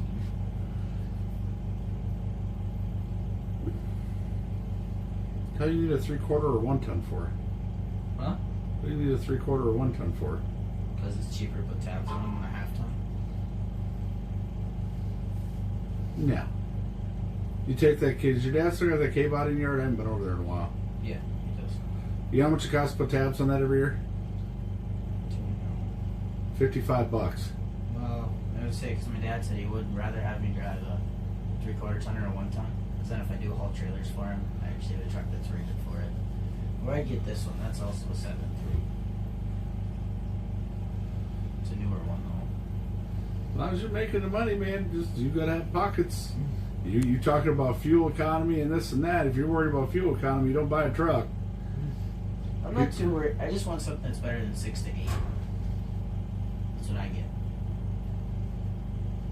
That's truck life. Yeah, that's not greedy. You might get better fuel mileage out of a diesel, but look at how much more diesel is at the pump. 20 cents more. And that's just being nice right now. And then you still got to put additives in every tank. You got to put cetane boost in See, that. this one was fully redone. That's a 7.3 that's completely stock. The engine's completely stock. 15 grand for a 7.3? he Hell wants a lot of no. money for that one. Yep. You know what you paid for mine? Probably You know it's a shit box? less than that. $1,000. Or I get a 6.6. I'd get, if I got one, I'd get the same one as Dylan has. Mm-hmm. It's got 200. Glad you got a lot of money in the bank. $233,000. 4-inch black turbo exhaust, 8-inch. It's got a CS2 or CTS2 5-stage tuner. The fuel injector's done. Thermostat's done. Cold air intake done. How much they want for it? 13. Where you got all this money stashed at? They don't. This is for future references. When you get some money, you come talk to me and we'll go truck shopping. Should we? My mom said that I should just save up 20,000, or take, because for my next truck I want to take out a loan, even if I have the money, because everything I own I've paid in cash. So I take out a loan, so then I build up my credit for later in life. So I mean, she's not wrong. $20,000 loan will get you a pretty good truck. She said she wants me to buy it from a dealership though. The next truck I get.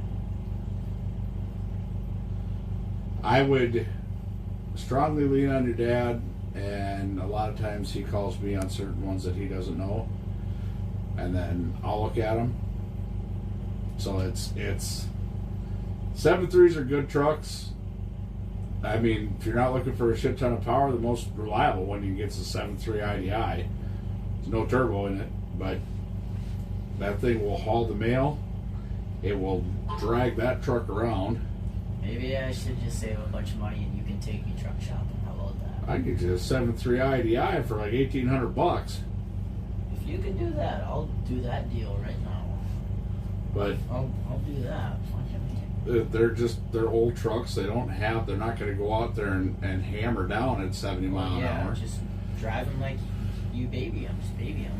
Oh no, you ain't got a baby, and this is one truck you can kick the shit out of it. I mean, you could beat the piss out of it everywhere you I go. won't do that though. Why wouldn't you? They like it.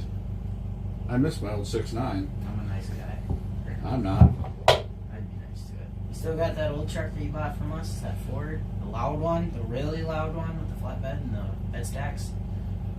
It's white. That green stripe. Oh, the one that I did? Yeah. Yeah.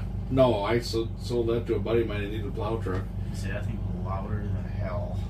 Well, that's because I put headers on it, X pipe, and then straight stacks all the way up. That thing was loud. Yeah, my neighbor hated that. Hear you from 10 miles away. My 2003 F-150 was louder than that, though. I don't know. My mom just said I need to find a better and more reliable truck than the one I have now. Thing is like me, most of my trucks are shit boxes because I don't care. I don't need a truck that often. You know, for you, if you're looking for something to go drive around in, find a car. Find a cheap car to fix. Find a little 4-banger. That's what my little Ford Ranger would be for, but that's a little 4-banger. It's a 2.3 4-banger. Perfect truck. But as far as pickup trucks, when you get money saved up, yeah, I mean, you're going to have to go another half Now a I don't down. have to wrestle, so I'll be working every day after school. So, you done wrestling or what? Well, Why? my dad kicked me out of KMS and got me kicked off the wrestling team. So I'm switching schools too, and there's only 2 weeks left of the season. Yeah. So, but What are you gonna do for work after school then? find somewhere. He fired me too, so I gotta find somewhere to go work. What the hell happened there? All over the stupid cigarettes. He freaked out. He fired me. He kicked me out of his house. Got me kicked off the wrestling team, and I had to move schools. Wow. I went to his house today to go get that little Ranger, and he yelled at me and said I couldn't. Tell him my dad calls him.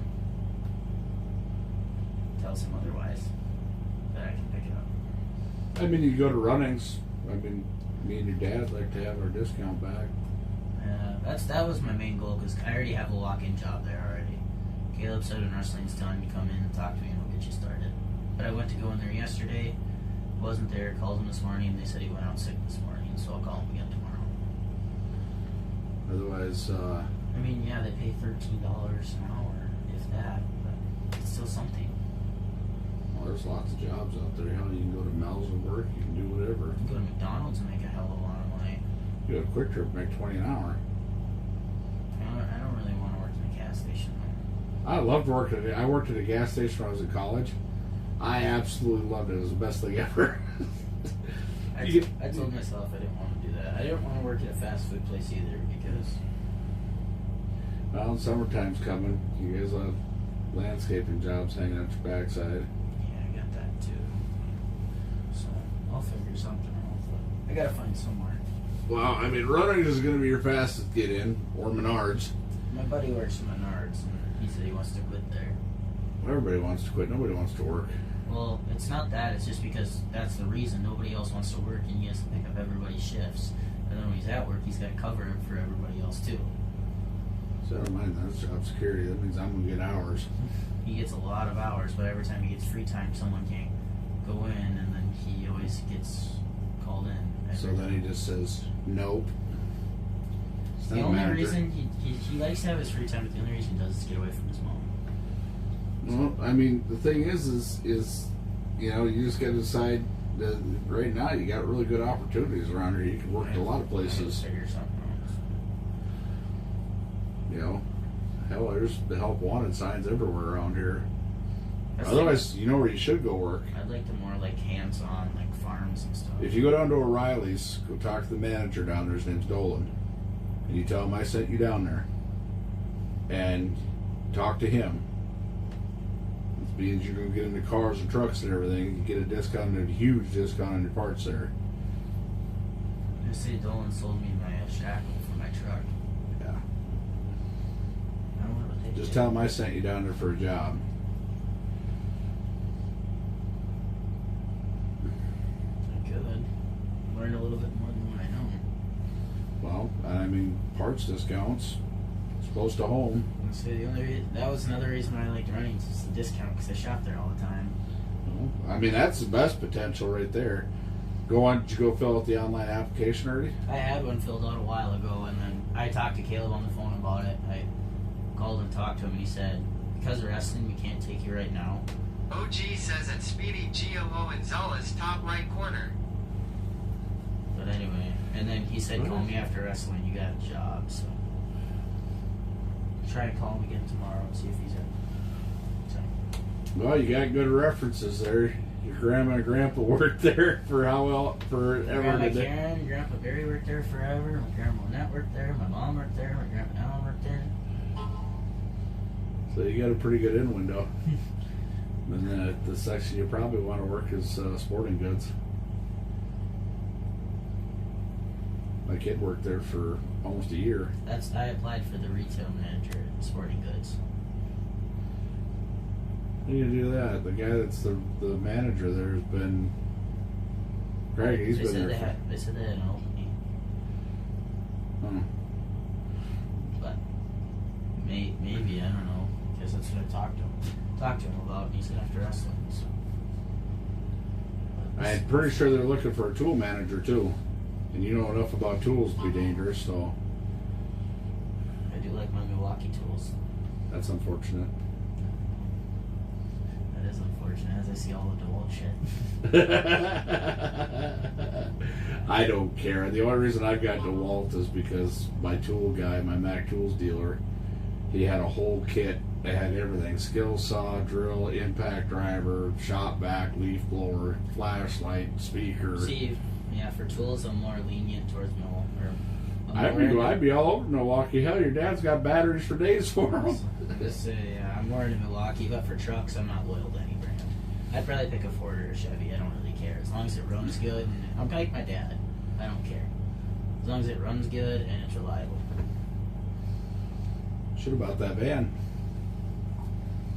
You got any trucks you're wanting to sell that are pretty reliable? Nothing that doesn't need a bunch of work right now. I got one of your dad's old trucks still in the woods. What one's that? That old brown and tan 84 Ford. You still have that? I still got it. Oh, I might need to stop over just to see it one day. I haven't seen that truck. I gotta go take it out of the woods this spring. I need to get that home. It needs a motor. Needs brakes. I gotta go through it. I miss that truck. For how much money I've stuck into that truck, I could have bought a better truck. No, because it doesn't matter what you buy, you're gonna stick money into it. Yeah, I've stuck in probably 4,000 truck already. Look at your dad's black Dodge. He's had a year? This black one, he hasn't did that much to it though. Right, but He's that gonna was stick a lot of money in tires in it though. right, but that was $70,000, Yeah. and he's still having to stick money into it. He's an adult though. It's a little different. I'm not that rich. Right, but I'm just saying it doesn't matter what you buy, you're gonna stick money into it. He would have still had his Denali right now if he didn't have to stick a bunch of money into it. That was his favorite truck. He's had a lot of favorite trucks. I think my favorite one that he owned was probably the Harley edition. I like that big 7.3 he had. Oh, the purple one? Yeah, I like that one. The old OBS. That was a nice truck. The seats I'm just glad I didn't buy it from him because I got first dibs to buy it from him, and I'm like, at the time I was just like, I had 21 trucks at the time. I'm like, I'm never gonna drive that thing. He sold it to some kid, and did he show you the picture of what he did to it? He completely went through it. It was a nice truck, though. Oh, it was a gorgeous truck, and it was done right after he tore it down and redid it again. He tore it down 3 times. But, I don't know, actually, no, I take that back. My favorite truck was the black F550 with a flatbed he had. You like that one? The one that my grandpa got T-boned in? Yeah. That one was my favorite. I borrowed that one from him all the time. I was like, can I borrow your truck? I don't give a shit. What are you doing? Well, I need the gooseneck too. And the skid loader. Okay. I didn't care. Half the time he'd have it loaded up for me by the time I got there. Wiped out a sign with his trailer once, though, coming out of Mel's Corner when they put that roundabout in. They put a stupid sign right as you turn out of there. You took that bitch right over that, didn't you? Probably 2 or 3 times. And I told your dad, I'm like, yep, got the sign again. He's like, I get that son of a bitch all the time. Well, it's dumb because you come out of the south side of the parking lot there and you go to make a left-hand turn to go to the roundabout, and you're going to hit it every time. Semis hit it, and they just keep putting it back up. They moved it now. I say move it in. They moved it now. I think they got tired of replacing it. I think they realized they put it in a really bad spot because everybody hit it. The whole objective was to make sure you didn't run the tires over the stake that was still hanging in the ground. Sticker right between it. American says so. Offer rejected. Guess he's not hungry enough, right, Wall? Now.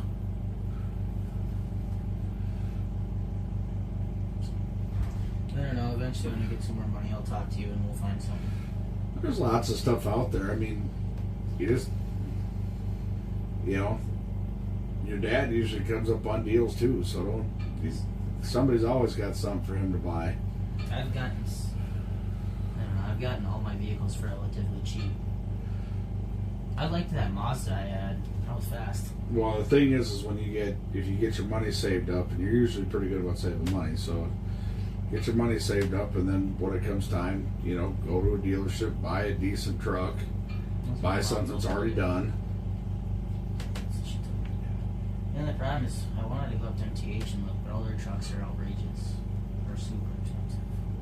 I know your dad loves MTH, but it seems like every truck he's ever got from there's had issues. He's their number one customer. Oh, I know. I've bought a few vehicles from him, but it's like I've never hold a candle to your dad. I mean, there was at one point in time, I think he had 9 vehicles through there in 1 year. But the last 2 he's bought, he hasn't bought through there.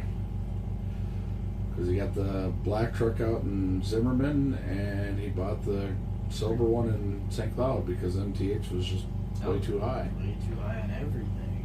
He literally bought the gray truck for what they wanted for a lifted one up there for the same price. So I don't know, I just, every time I go up there, me and Cody go in the basement and play the games. they used to be, they're dealing more and more in cars and crossovers and stuff. They must getting harder to find trucks. They were shipping a bunch of them out of Texas. I don't know, it doesn't hurt just to go look. No. No, when you're going to spend that kind of money, you need to go shop around. Your dad didn't shop around a lot because they took very good care of him. So, Yeah. I don't know, if I'm looking for a Ford, I'll go to a Chevy dealership. If I'm looking for a Chevy, I'll go to a Ford dealership. sometimes that works that way. My buddy of mine went to Sweeters up there, and he got his 7.3 for like $1,200. They just wanted it out of there. They have 300 and I would say they have a bunch of used vehicles lined up there, and that's what I'd be looking at. I don't need anything newer than a 2015. you know, you never know. But you just keep your Unless mind it's a open. good deal. Keep your mind open, you'll find something. Unless I find a really nice half ton, then I'll probably get that.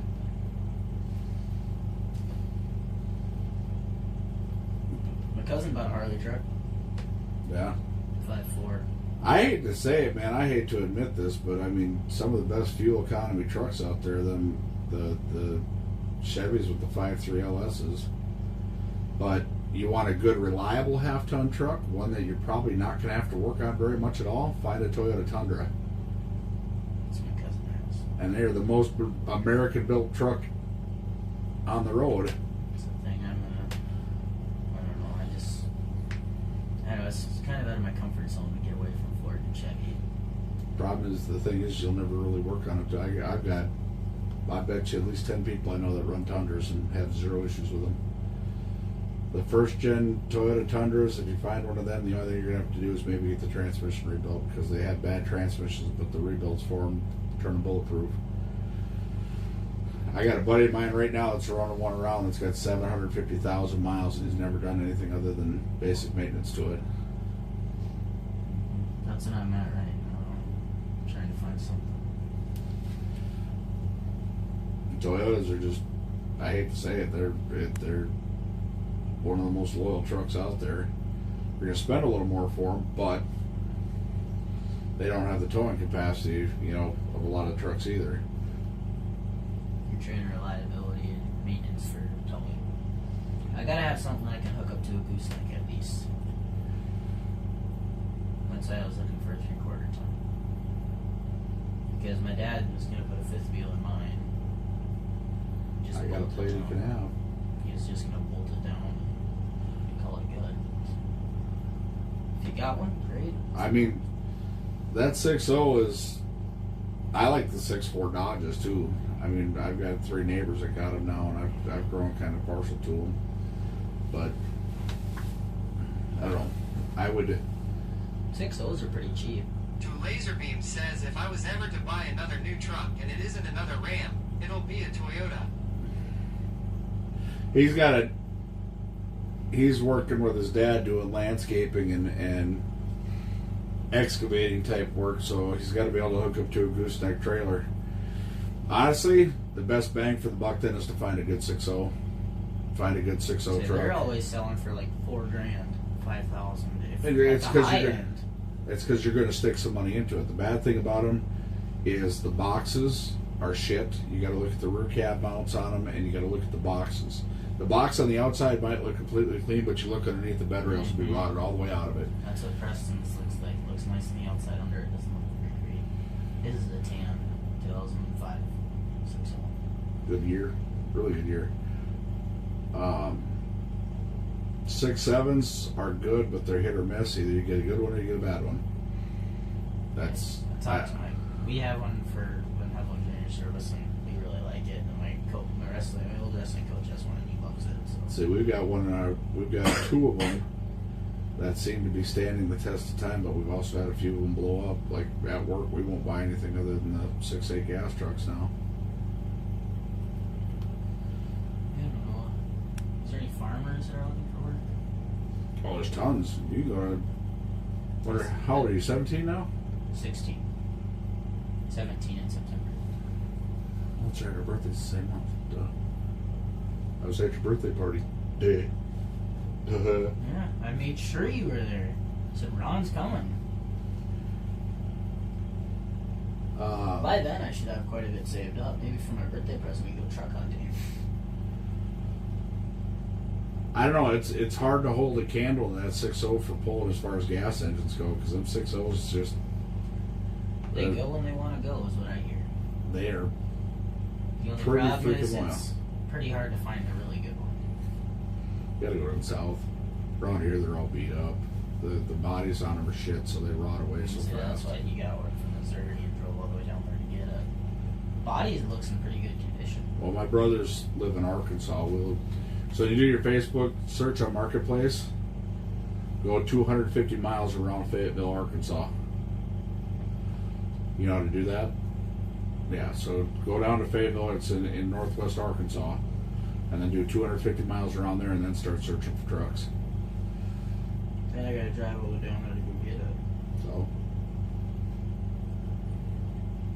would you rather have a clean truck with no rust on it and start with that? I mean, it's 12 or 13 hour drive.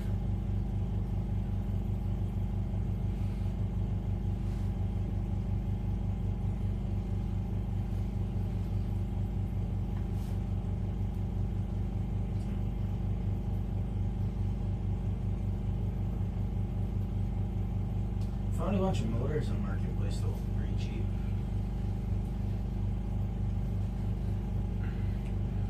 Rest knows what's happening. Good to see you, Eric D. Oh, I'm fishing, brother. We're talking trucks right now. We were talking Romans earlier. 7.3. That's a great truck. That's a Dana 60 front, Dana 60 rear, automatic. 8,000 is what he want for it. That would be a truck I would buy. That's in Zambroda, Minnesota. Well, that's my 3 hour drive. It's got 314,000. I don't care. I can get you a motor frogger that's got 100,000, just over 100,000 on it for $1,200. We'll put her in the saved.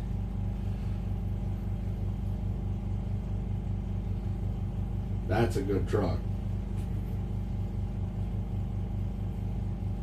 Still got the drum brakes in the rear, so you don't have to deal with the super braking issue.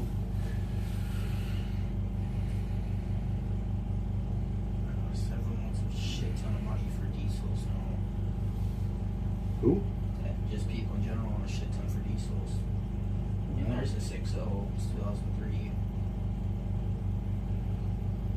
Yeah, that one in Zambroda, that'd be a definite buyer for me. If I was in the market for another truck, but eventually I'm probably just gonna go buy a brand new half ton, because that's all I need. I got the old shitbox F350. Yeah, this one's in Fargo. So my injectors and glow plugs and my new turbo. That's a 6.0, so $4,500 for that.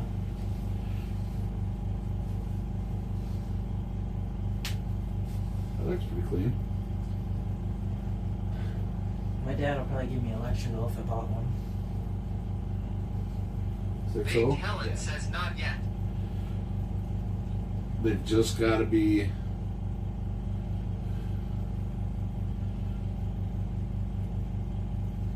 The problem with 6.0s is if they're not done, you've got to get them done, or it's going to cost you a ton of money. This thing runs, drives perfect. Just did new valve covers, Have aftermarket headlights for it, still in the box. Everything works as it should. Typical Midwest wear and tear.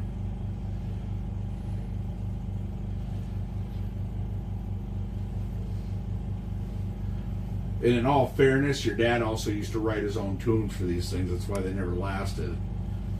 Yeah, no, I'd have Jesse Keene write them, unless you can write them. I've never written a tune for a 6.0. I would have had to have got it from your dad. So my buddy Jesse Keene could write me one. How many miles does it have on it, though, was the next thing.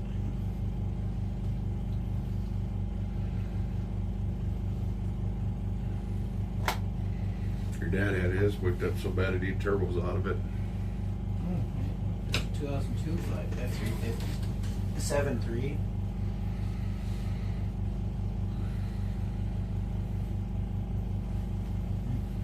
He wants $8,800 for that one.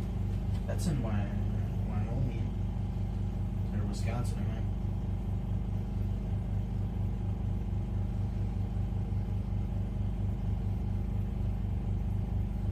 It's got 220,000 miles on it. It's a 7.3. I like that Zambroda truck better than that. Get one with a flatbed. But here's the thing, though. I'm very, very partial to OBSs. They're my favorite body style. They are my absolute favorite body style for a Ford truck. I need to find something eventually. By the end of the summer, I'd like a newer truck. No, I mean, you just got to work and save your money. I'm doing pretty good at that. I took a shot in the dark on that car. Retro says Cat Eye Silverado FTW. FTW, fuck that weirdo. Whoops.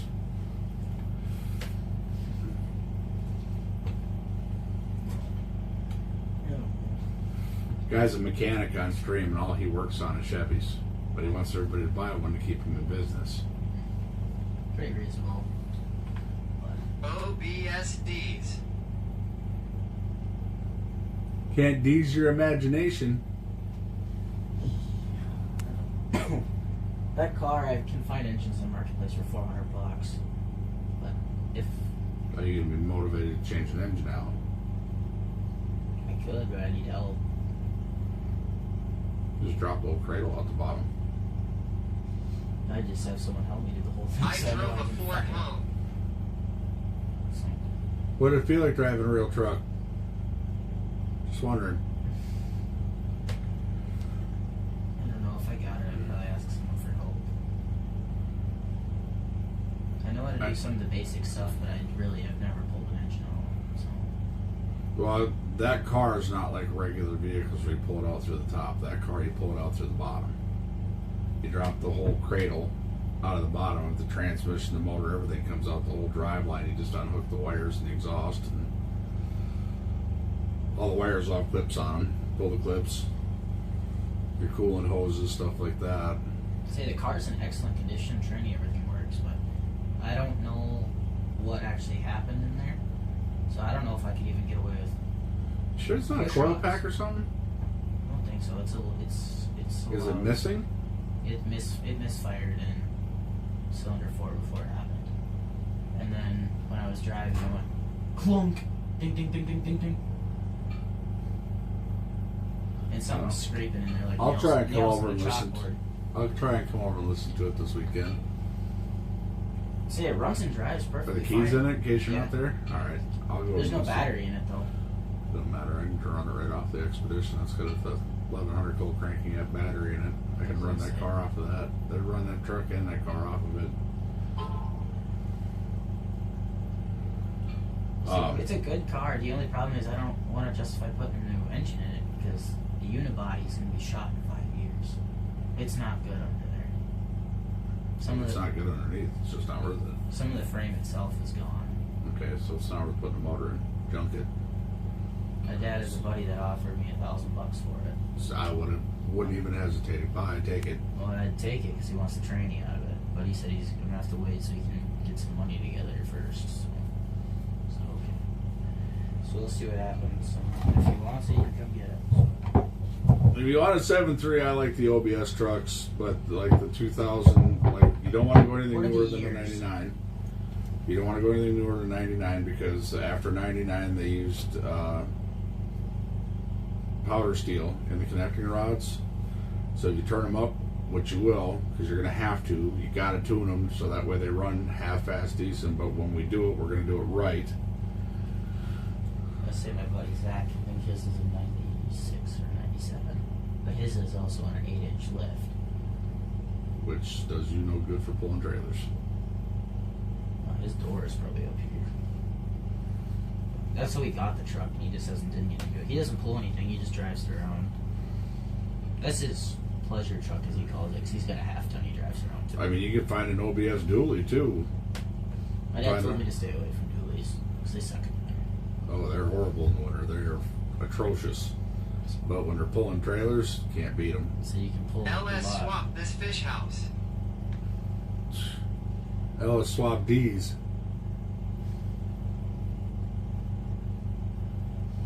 Yeah, I don't know. I gotta figure something out. So then when I start working again, then when I start making money, I don't know.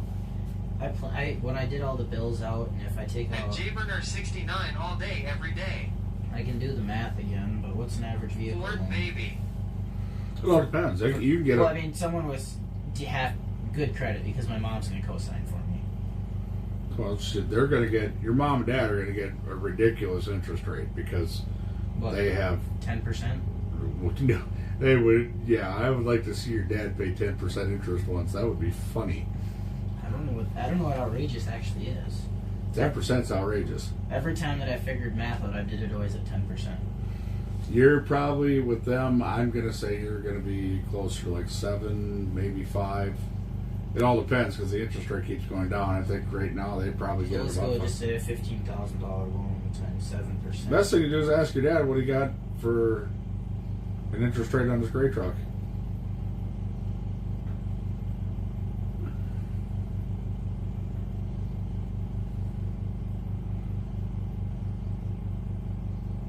Okay, so it's $1,050.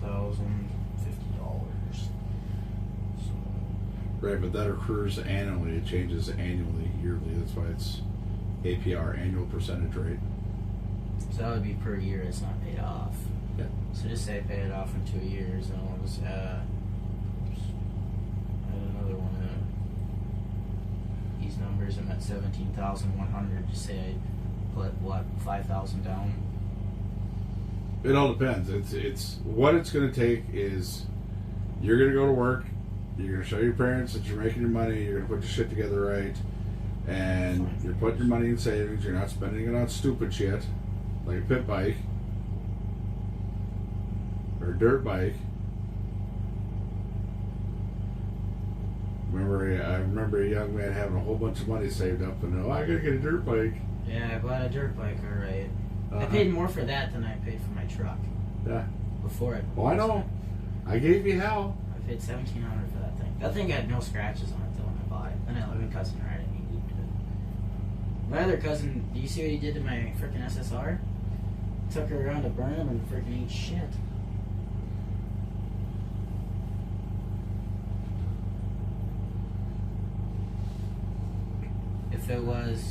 If I did a, what was it, $15,000 loan times 7% for 2 years is 17,100. If I put 5,000 down, it's 12,100. And then if you divide that, if I put it on 5 years, Right, but you it's got to. 210 a month. But that's if I pay it off.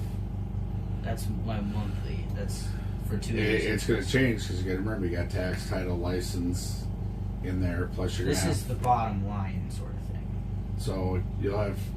The best thing to do is what they're going to do is you're when it comes down to the time, and I promise you, if your dad needs you to have a truck, you're going to have a truck that he's going to. Thing is, you're doing the right thing by showing him you can take care of your truck. He's not going to go out and. What's going on now?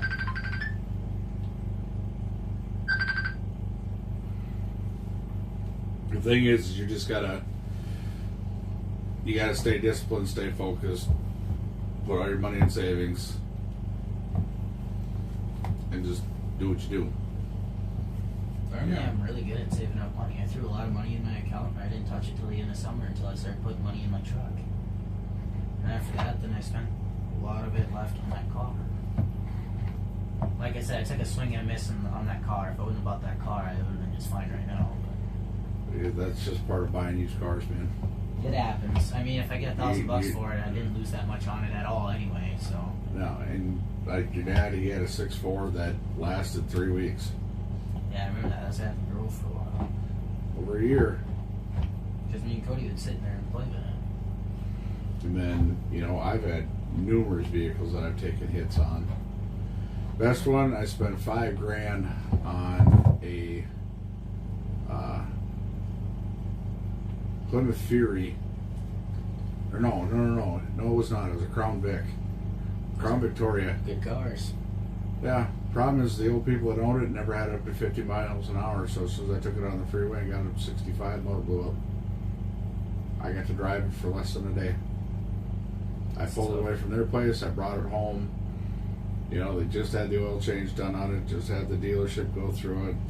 I went down 35W and got hit about 70 miles an hour, and all of a sudden I started hearing a whole bunch of knocking. Well, that's not good. I don't have knocking. It's more or less just metal squeaking together.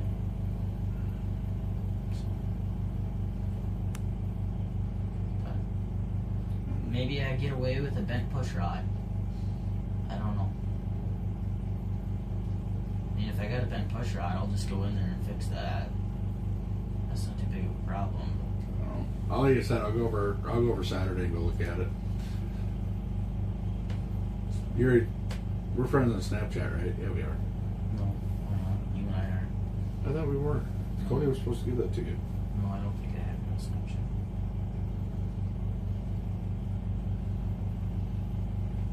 Here. You had mine because I never do this shit right. Oh, okay. Come on. Here, added you. There you are.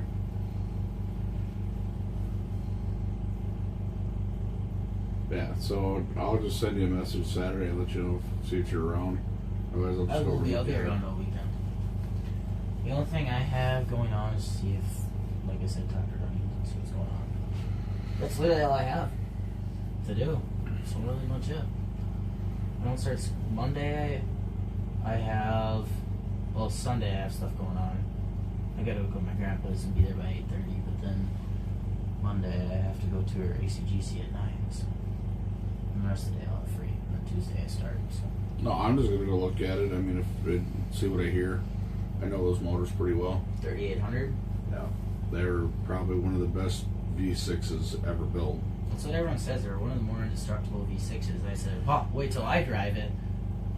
I jinxed myself too because it was the day before I said that. O'Hays says he has band camp on Wednesdays. Oh shit. Yeah, go fuck yourself.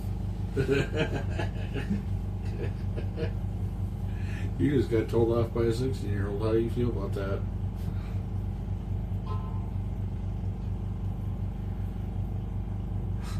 Man, camp. It's crazy.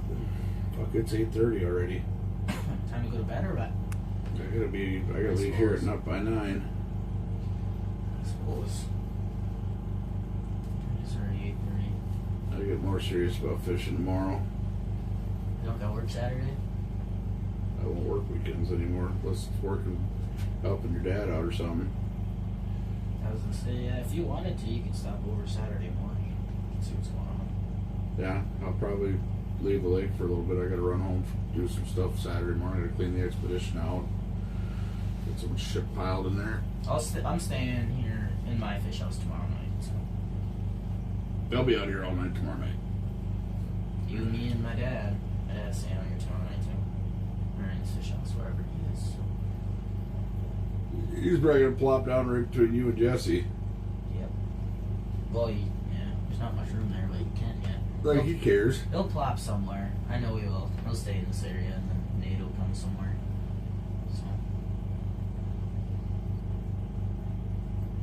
Yeah. All Alrighty, well, I better let you go so you can get going eventually here. I don't want to take up too much of your time. No, I'll see you this weekend. Yeah. Well, thanks for talking to me about trucks and giving me some advice what to look for Always, and what not man. to. Well, your dad's just as much of an authority on him, and he's owned as many trucks as I have, so If I ever have questions, I'll come talk to you. yeah, anytime. Thank you. Yep. See you later.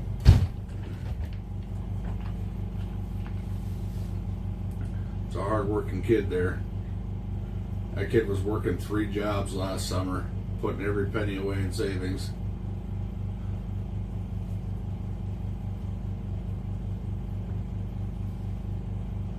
Main event was happening.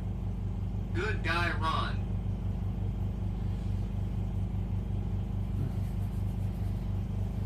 Nah, Matt and Maggie got good kids. They got really good kids. I've been around them since they were knee-high to a grasshopper, so it's you know, anything to see them succeed, I'm all for it.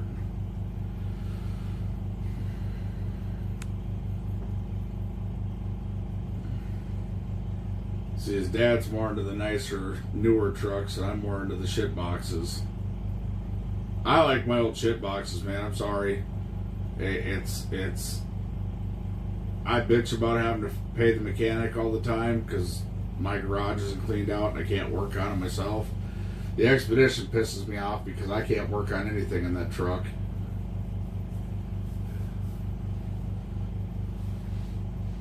It's an Eddie Bauer edition, so everything's not right in it. But I like them old trucks, man. Them old OBS Fords and K-body Chevys and square body Chevys and the old dent side Fords and the bullnose Fords. And it's because you can still get in there and you can fix those things, you know. But there's also the downside. You are fixing them a lot. And then it's like, you know, I was like, well, I'm just going to put together an old carburetor truck to drive back and forth to work. Then I remember the fact that you used to have to let them things up. You used to have to use the old high idle stick, so they'd run at a higher RPM, and then they'd have to run for a half an hour. You just have to leave them run for a half an hour.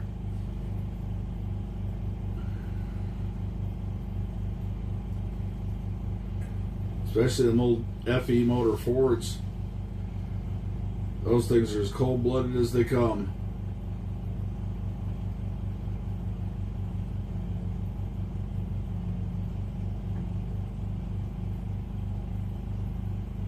I'd have to get up an extra hour early every morning just so I could start the truck, let it warm up, take it for a drive, and then go to work.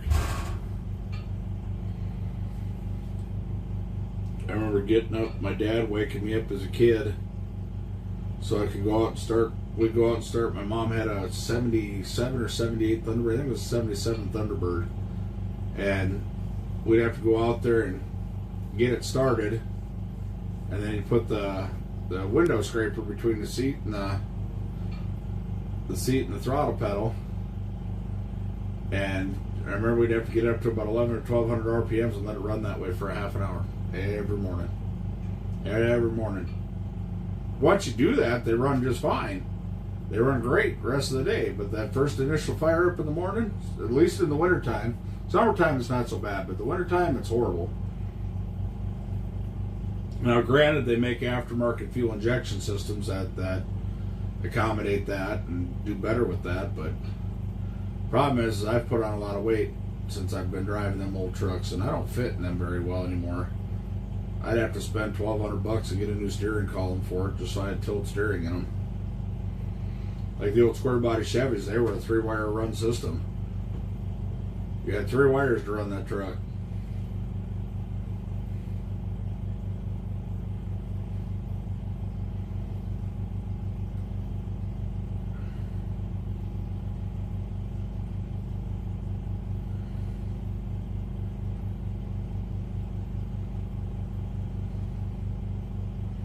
You know, and the older I get, I'm not buying for simplicity anymore. I'm buying for options. You know, I get in my wife's car, it's got a heated steering wheel, and I mean, that thing is mint.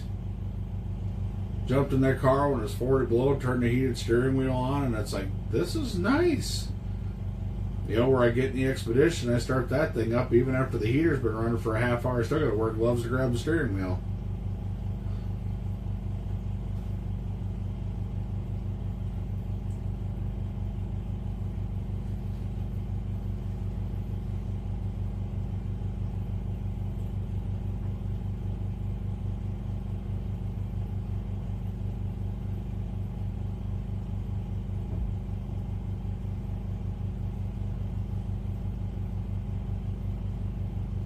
Okay, bro.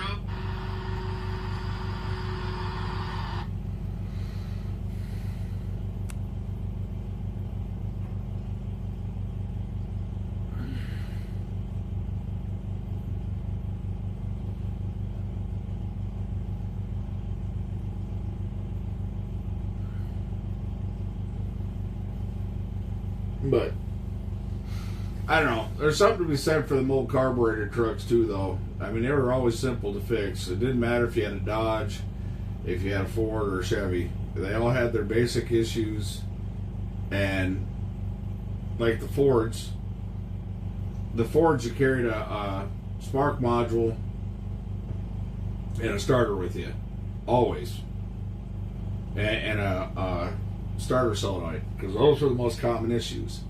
Any of the vehicles, Dodge, any of them, if you wanted to make sure you always had spare parts to fix it on the road, you carried an alternator and a water pump. And GMs, you always carried a pickup coil or a pickup coil and a distributor, because they like to eat them for whatever reason. But yeah, that's kind of the neat thing about them old trucks, and you can fix them right on the side of the road. I remember my old carburetor trucks, I just put one of them cross-box toolboxes in there, and I carried all my spare parts in there. Carry all my spare parts in there, and if it ever broke down on the side of the road, it wasn't a big deal. Any of them parts I could change out in a half hour or less. I remember calling into work one time. I said, the water pump went out of my truck, I'm going to be a half hour late. And my boss says, what? Oh, that's right, you drive that old Ford. I said, yeah, I'm changing it out right now. I said, I just had to come up and use these nice people's phone. I remember working at one place, and on my lunch break, they let me pull it into a nice warm shop and do it.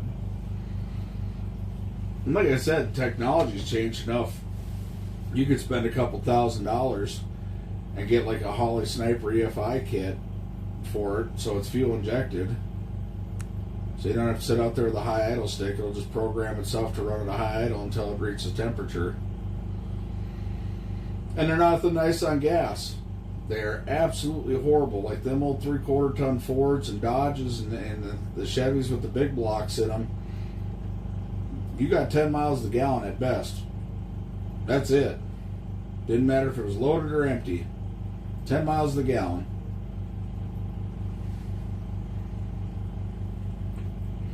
Now, if you wanted fuel economy, you went to the 300 inline 6 Ford, because the old carbureted 300 inline 6 Fords would do 32 miles to the gallon. But if you're trying to go freeway speed in them, good luck.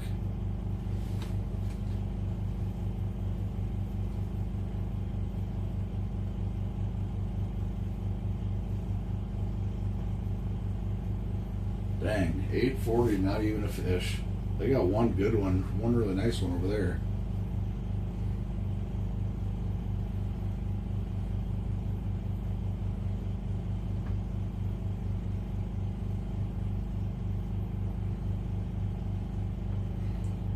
I've been pretty spoiled in the last how many years. I've always bought vehicles for specific purposes. You know, the diesel I got for pulling the bigger trailers. You know, the Expeditions become the ice fishing rig. I had the van for camping. You know, it's just, I want to simplify and be down to one vehicle, like the new half-ton Fords. You know, they got a 12,000 pound towing capacity. You know, where a lot of those older trucks, man, they were designed, I mean, don't get me wrong, we pulled way more than we were ever supposed to with them, but they were like 5,000 pounds.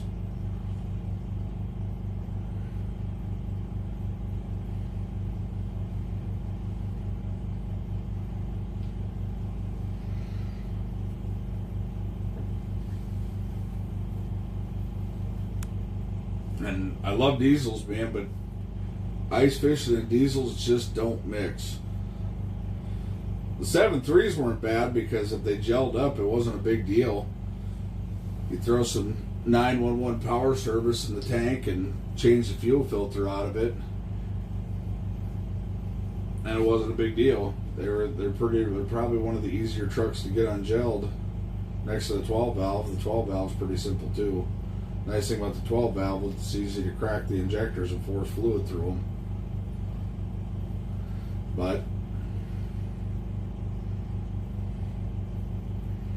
and all the diesel guys, they have love-hate relationships with no matter what diesel it is. I got a buddy of mine who's a stone cold Duramax fan, and I mean, he is stuck. I bet you he's got enough between fixing all the Duramax trucks he's at. He's probably could have bought a really, really nice house by now. I remember he spent 10 grand on a block, getting a block done for his one, only for it to split in a year. Because he basically got a pull truck block built.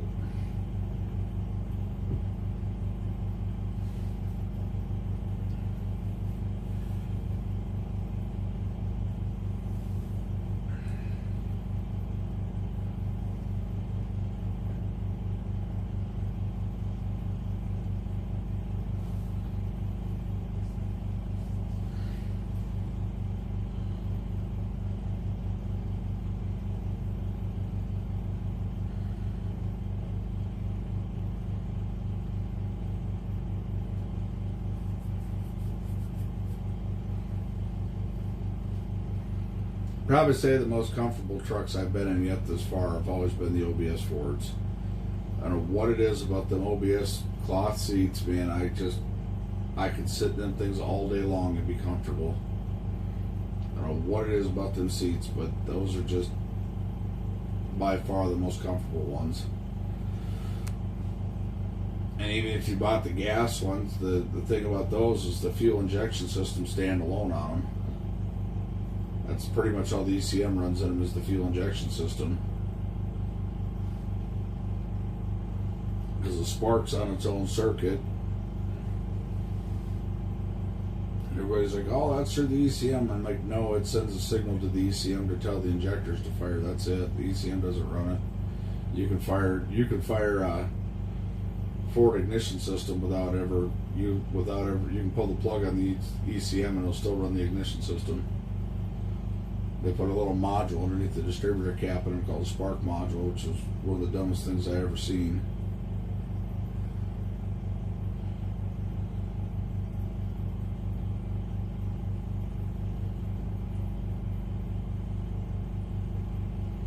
Sour whiskey was happening.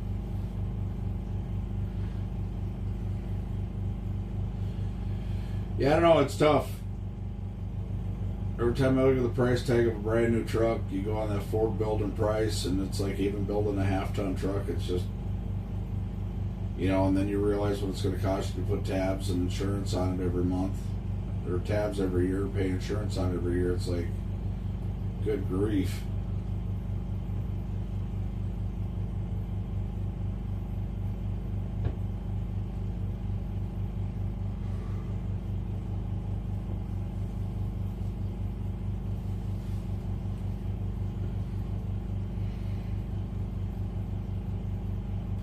I got a mod in here that can do a raid. I'm going to start getting stuff backed up. If you want to start finding somebody to raid.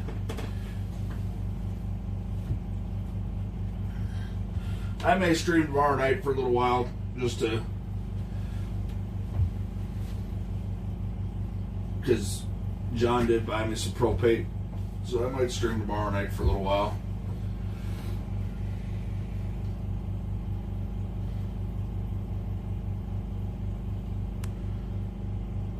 But I'm going to go home and get some sleep. One more long day tomorrow.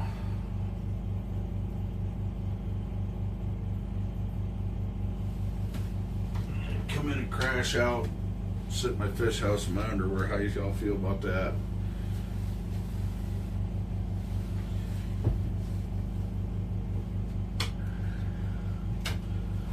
Turn this outside light on so I can see what I'm doing. Yeah, she got quite a bit chillier out there.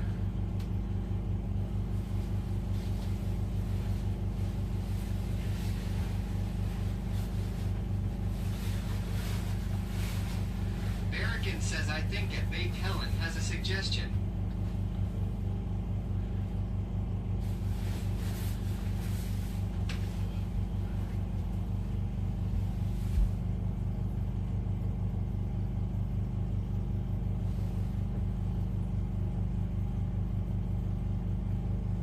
Baked Helen says, not today, sorry.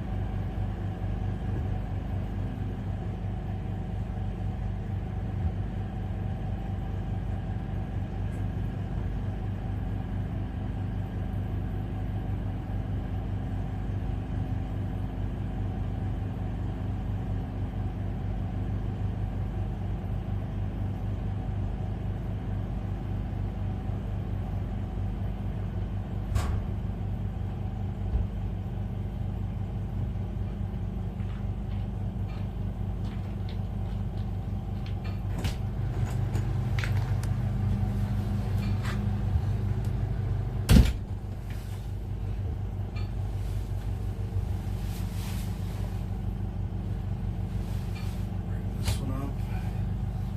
Turn these off.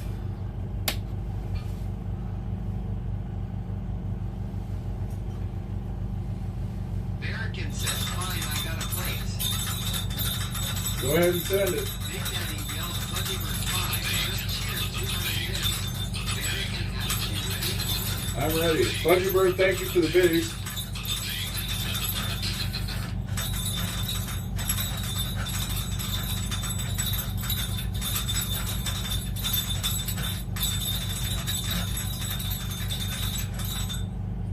Well, the old coffin jig ain't been producing either, so.